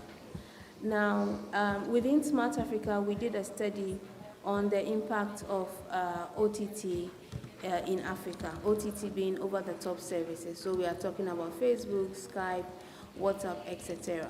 And it came out unanimously in alignment with what Teki has just mentioned, the need for a Pan-African consolidation when it comes to negotiating with these multinationals. But then also, as we talk about taxation, let's look within and see what have we done with the money that we have. You touch on universal access service funds, and across Africa we have a lot of money, over 400 million US dollars sitting within the universal access fund unused. For those who have used it, for some of the governments who have used it, have they used it for that purpose? So when you look at these things, it makes it a bit difficult to also try and convince these multinationals to start paying tax. That being said, there is also the availability of the value-added tax, which is, we believe it's a low-hanging fruit because people are transacting businesses on these platforms. And so the value-added tax is something readily that we should start talking about with the multinationals. But in terms of steps forward and in terms of what we should do, we need to clean up the universal access funds. We need to make it more transparent. We need to make it more efficient. We need to show that we are able to use it for the purpose for which we are taking it for. Then we can talk about that Pan-African platform that will talk about this taxation. And I even want to look at it beyond taxation. Shouldn't we be looking at it from the point of view of a sort of a contribution that helps us to build our digital infrastructure and digital services within Africa? Is taxation the only service? Is taxation the only source of revenue for us to build our digital infrastructure? We need to think about these things, and I think basically the point I want to make is that if we are trying to make solutions for Africa, let's step back and look within our context and not copy blindly. Thank you very much. Thank you so much, Thelma. With this, a few words. I thank you very much, dear panelists, for your contributions. I think it was a provocative discussion that we had here. Thank you very much for all those that are present in Dakar for attending. And I think we can draw some conclusions. I think one of the biggest conclusions that is like we need to create an enabling environment for the data economy in Africa, and this can be done only in partnership with the platforms, with the civil society, with the SMEs, with the government, in a whole of government approach, meaning involving all branches of government that are data holders and are interested in this. And from the side of GIZ in Europe, what I can tell you is that we are ready to stand close to Africa to support all your initiatives that are in this domain and to further support the creation of an African-owned data governance system. Thank you so much. Merci beaucoup, Daniel, vraiment pour l'excellent travail. On peut les applaudir quand même, hein, parce que vraiment le panel a été de haut niveau, de bonne qualité. Merci aussi à Mme Olalade de Meta, Mme Teki Akwete, Seydina Ndiaye de l'Université virtuelle du Sénégal. Merci beaucoup pour ces instants partagés avec nous. J'ai une annonce et avant de donner la parole à Madame la Présidente Awa Ndiaye du Sénégal pour répondre à quelques interpellations, parce que nous avons reçu quelques questions en ligne pour Smart Africa, pour la CDP, pour le ministère de l'économie numérique, entre autres. Très rapidement, en 3 minutes, avant qu'on aille au déjeuner, leur rappeler que les tests Covid, les prises, les prélèvements sont en train d'être faits. Derrière l'écran visuel que vous voyez là-bas, au fond de la salle. Donc pour tous ceux qui veulent faire le prélèvement tout de suite, et les résultats seront reçus dans l'après-midi. Avant d'aller au déjeuner, s'il vous plaît, passez là-bas, dans ce coin là-bas à gauche, pour faire les prélèvements si vous en avez besoin. Très rapidement, sur les questions en ligne, la première, elle est adressée à peut-être Madame la Présidente de la CDP. Elle vient de Steven Pacom Akomian, qui demande... oui. D'accord, donc tu vas terminer. Commençons par donc, les autres questions, et Madame la Présidente va terminer.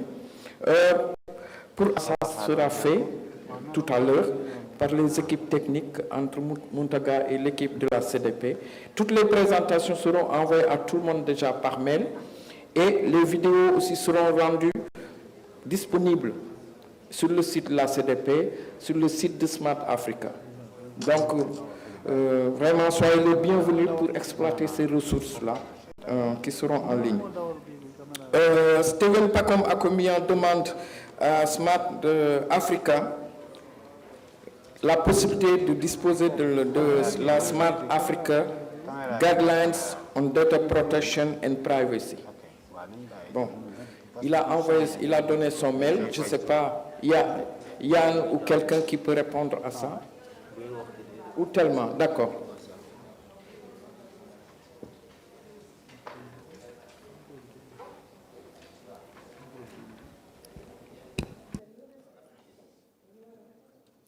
Go ahead, Thelma, please, on this. I'm sorry, can you repeat the question? I didn't get Someone asked if it's possible to have the Smart Africa Guidelines on Data Protection and Privacy available for him. Yes, so thank you for the question. Thank you for the question. So the guidelines has not been outlawed yet. Reason being that it's a document that has been developed with the support of Smart Africa and the network of data protection authorities. So my advice would be that the colleague who has asked for it would get it from the network of data protection authorities. Yes. Okay. It's clear. Thank you, Stephen, for your question. If you have anything, you can write a message online on this if you have other consent. Pour peut-être le directeur des télécoms ici présent, on a été interpellé sur l'identité numérique. Quel rôle va jouer l'identité numérique sur l'adressage numérique? C'est une question de Moussa Tal. Directeur, si tu peux me répondre à cette question. Attends, je te donne le micro.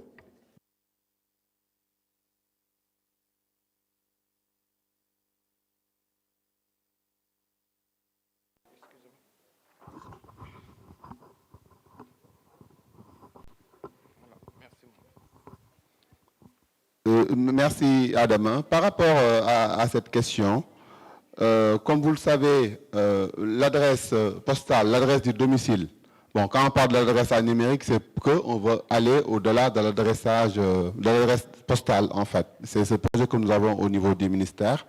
Mais pour répondre de façon plus simple à la question, au niveau de l'identité numérique, on a un certain nombre d'éléments caractéristiques. Et je pourrais dire que si on prend juste la carte d'identité, nous avons besoin de l'adresse du domicile, qui fait partie des éléments caractéristiques. Et par extrapolation, au niveau de l'identité numérique aussi, nous avons besoin de certaines informations par rapport à la personne, dont son adresse de domicile. Ce seront des éléments qui ne seront pas peut-être mis à la disposition de tout le monde, mais qu'au niveau du système ou des organisations qui s'en occupent, on pourrait faire des recoupements pour effectivement retrouver l'adresse du domicile. Merci. Directeur. Donc pour terminer, avant de vous libérer pour le déjeuner, Madame la Présidente Awandiaï, il y a une interpellation aussi du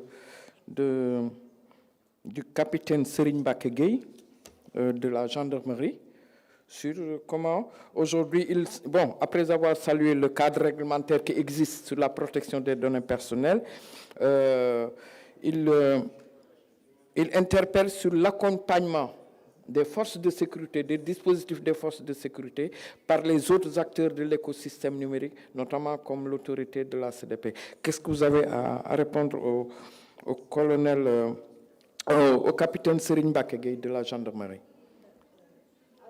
Avant de répondre au capitaine, je pense qu'il y avait une question sur la loi. Oui, en ligne, oui, c'est vrai. Il y a une question de Steven Pacom Akomian qui demande quand est-ce qu'on aura l'occasion de voir l'entrée en vigueur de la loi sur la protection des données personnelles du Sénégal. La nouvelle loi. Donc, à ce propos, je vais donner la parole à Pape Hassan Touré, puisque la loi est plus à son niveau qu'au nôtre. Vous avez parfaitement raison, Madame la Présidente. Effectivement, nous avons reçu au niveau du secrétariat général du gouvernement le projet de loi sur la protection des données à caractère personnel.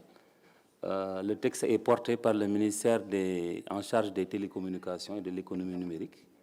Nous l'avons diffusé, donc il y a un processus qui doit être respecté. Nous avons diffusé le texte, nous avons commencé à recevoir les observations des différents départements ministériels et des services de l'État. Donc incessamment, ce texte sera programmé pour la réunion du comité technique qui valide techniquement le texte d'abord. Ensuite, le texte sera transmis au Conseil des ministres pour adoption et enfin transmission à l'Assemblée pour adoption parlementaire.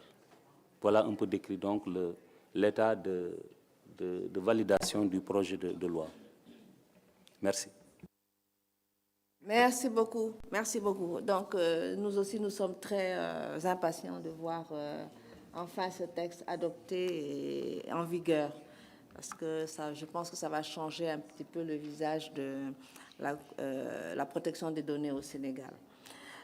Mais je pense qu'il est entre dans de bonnes mains, puisque Papa Santouré est tout aussi intéressé à voir ce texte sorti et il est tout aussi partie prenante à la bonne marche de la protection des données personnelles au Sénégal.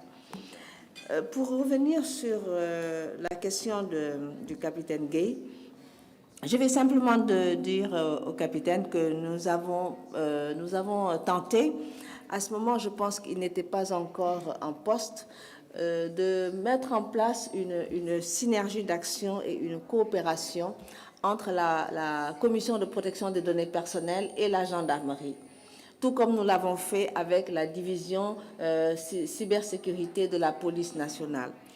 Malheureusement, les choses n'ont pas pu se faire, puisque nous avons relancé plusieurs fois donc, son prédécesseur, mais malheureusement, nous n'avons jamais eu de réponse favorable donc, à notre désir de coopérer avec la gendarmerie, puisque nous sommes conscients que promouvoir la protection des données des Sénégalais, est un mandat qui nous est confié, mais qui leur est confié également, tout simplement parce que les interactions au sein de l'Internet, ce sont des interactions que plus personne ne peut arrêter.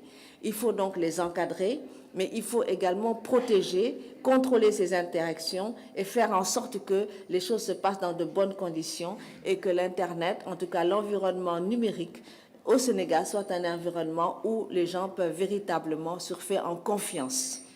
Pour cela, nous avions pensé à mettre en place une plateforme d'échange, une plateforme de soutien réciproque entre les différents acteurs qui interviennent.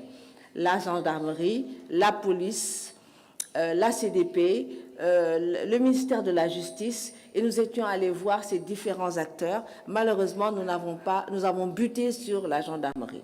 Donc, nous sommes tout à fait ouverts, évidemment, à rencontrer les nouvelles autorités de la gendarmerie qui s'occupent de ce secteur et à travailler, à les accompagner et à faire en sorte qu'ils nous accompagnent dans ce travail que nous menons, puisque nous n'avons pas de prérogative d'investigation.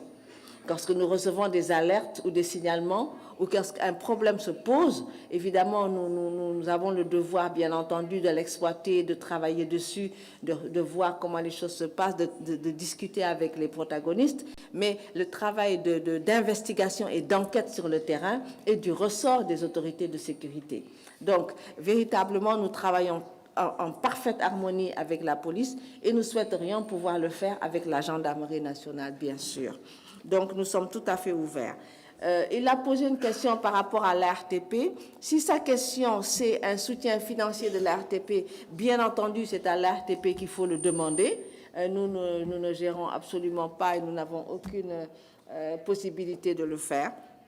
Et si jamais ils arrivent à faire sortir un peu des sous de l'ARTP, eh bien, qu'ils nous donnent la recette, parce que ce n'est pas évident.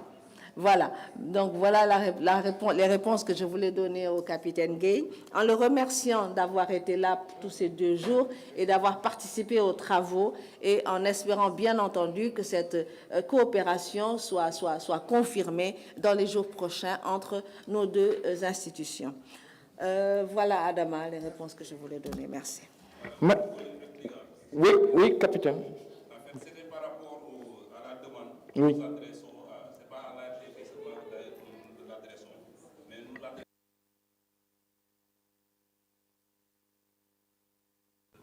D'harmonisation et de coordination de nos différentes actions. Et pour cela, je pense que c'est dans ce cadre-là que nous interpellons les autres acteurs, dans la mesure où, en fait, il y a, en principe, les données, par exemple, dont nous utilisons le plus souvent, ne sont pas à notre disposition. Et nous sommes des acteurs qui doivent, en fait, en disposer. En même temps, garantir, participer à la garantie de la confiance numérique.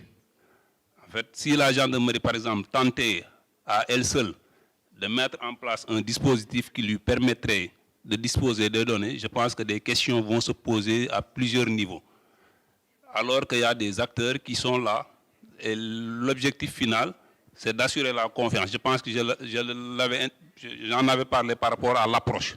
Aujourd'hui, nous avons besoin, par exemple, de la disponibilité de ces données, d'en faire seulement des choses qui concernent, en fait, nos missions régaliennes, les missions régaliennes de la gendarmerie. En fait, dans le cadre de la sécurité et de la défense. Je pense que de la même manière, nos camarades des forces, je veux parler des armées, en fait, sont interpellés, en fait, aussi ont ce besoin. Aujourd'hui, nous savons tous que parfois il peut y avoir des lenteurs ou bien des dysfonctionnements dans le processus de transfert des fichiers, des correspondances et autres. Mais aujourd'hui, ce qui est sûr, nous sommes dans un cadre de résolution globale d'un problème. Et il serait en fait déjà cassé si aujourd'hui il y a des acteurs qui sont là, en fait, qui ont des prérogatives et qui sont écartés parce que tout simplement il y a telle ou telle chose. Pour cela, nous on s'engage personnellement de notre côté à activer en fait tout ce qu'il faudra, c'est-à-dire pour que la gendarmerie ait sa place dans ce dispositif. D'ailleurs, on peut le voir déjà avec l'organisation. On note que dans le dispositif, il ne prévoit pas la présence du ministère des Forces armées dans, dans la constitution de la CDP, la présidence. Et ça, c'est des trucs qu'on doit prendre en compte dès le départ. Nous, quand nous avons reçu le papier, nous avons fait la remarque, en fait, nous avons apporté comme contribution des trucs dans ce sens, mais également la mise en œuvre, en fait, l'approche by design pour assurer à tous les acteurs, en fait, la confiance, parce que la confiance est à la base de tout. Merci. Merci. Président, vous voulez conclure rapidement sur... Oui, c'est simplement pour dire au capitaine Gay que je pense maintenant comprendre qu'il est en train de poser des problèmes de sécurité lorsqu'ils sont en but à des problèmes de sécurité et à l'accès donc à certaines données. Mais le capitaine Gay sait aussi bien et mieux que moi qu'ils ont la possibilité de faire des réquisitions. Lorsqu'ils font des réquisitions, les données dont ils ont besoin leur sont apportées. Et je pense que c'est pour vous, c'est cette latitude que vous avez. Mais on ne peut pas vous donner la latitude d'avoir accès à toutes les données. Je ne vais pas dire n'importe comment, mais je veux dire qu'il y a quand même un cadre qu'il faut respecter, un cadre législatif qu'il faut respecter.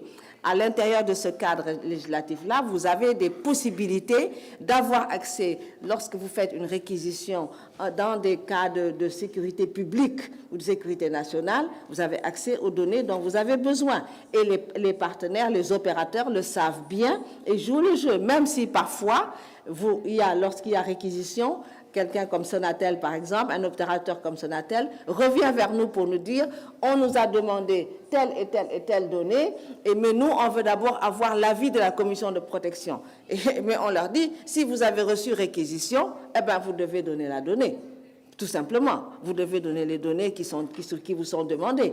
Mais en dehors de ce cadre légal-là de réquisition, vous ne pouvez effectivement pas les donner. Donc, c'est sûr que cette plateforme d'échange et de partage et d'information est importante, tout simplement parce qu'elle permet à chaque acteur de savoir quels sont ses droits, quels sont ses devoirs, jusqu'à où il peut aller, et là où est-ce que la loi l'arrête. Ça aussi, c'est très important. Et donc, je pense qu'il faudrait mettre cette plateforme en place. Là, je parle vraiment sous le contrôle de Pape Hassan, parce qu'en matière de cybersécurité, il est quand même un expert, et il sait bien qu'effectivement, en matière de cybersécurité, les forces de sécurité et de défense ont très souvent besoin de données personnelles pour faire leur travail d'investigation et de recherche. Mais ce travail d'investigation et de recherche, il est quand même facilité par des éléments qui existent dans la loi, dans les lois nationales et dans les réglementations nationales en termes de réquisition ou en termes de je ne sais quoi, qui leur permet d'accéder à ces données, même si elles ne sont pas accessibles, même si les citoyens ont des droits, lorsqu'il s'agit d'un problème de sécurité, ils peuvent avoir accès à des droits. Donc, à part ça, vraiment, je voudrais que tu prennes la parole peut-être ce sera très rapide. Encore mieux. Ce sera rapide. Je pense qu'il y a d'autres acteurs qui peuvent en dire autant. Je pense que les officiers de police judiciaire, de façon générale, s'ils peuvent avoir accès, si c'est la problématique qui est posée, à des données, il y a des mécanismes qui sont prévus dans le code pénal, même de façon générale. Hein. Il y a des réquisitions qui sont possibles, mais également dans la loi sur la cybercriminalité, il y a beaucoup de mécanismes hein, ils peuvent adresser à des opérateurs des réquisitions pour demander la divulgation de certaines informations. Il y a des mécanismes qui sont prévus et par le code pénal de façon générale et par la loi sur la cybercriminalité. Maintenant, s'il s'agit maintenant pour les officiers de procéder à des traitements, c'est-à-dire de prévoir à leur niveau des traitements de données à caractère personnel, c'est des traitements qui sont réalisés au nom de l'État. Puisque, après tout, la gendarmerie, la police, après tout, c'est l'État. Et là, la loi sur la protection des données à caractère personnel a prévu, effectivement, un système d'avis, c'est-à-dire ce traitement devra être créé par un texte réglementaire qui devra au préalable recueillir l'avis de la commission de protection des données à caractère personnel. Donc il y a vraiment des mécanismes qui sont dans la loi sur la cybercriminalité, dans le code pénal et dans la loi sur les données à caractère personnel qui est en cours, comme on l'a dit tout de suite, de révision pour faciliter les échanges de données avec les autorités publiques. Merci beaucoup, Monsieur le ministre Hassan Touré. Nous avions démarré ce matin avec 40 minutes de retard. Nous les avons réservés jusqu'à 7 minutes. Donc, c'est pas mal. Je pense qu'il faut se féliciter pour tout le monde. Et puis, on se retrouve à 14h30 parce que l'après-midi, ça va être court. Hein? Donc, s'il vous plaît, si on peut se retrouver juste à 14h30 ici pour terminer au plus tard à 16h30, ce sera parfait. Merci beaucoup à tout le monde et bon appétit.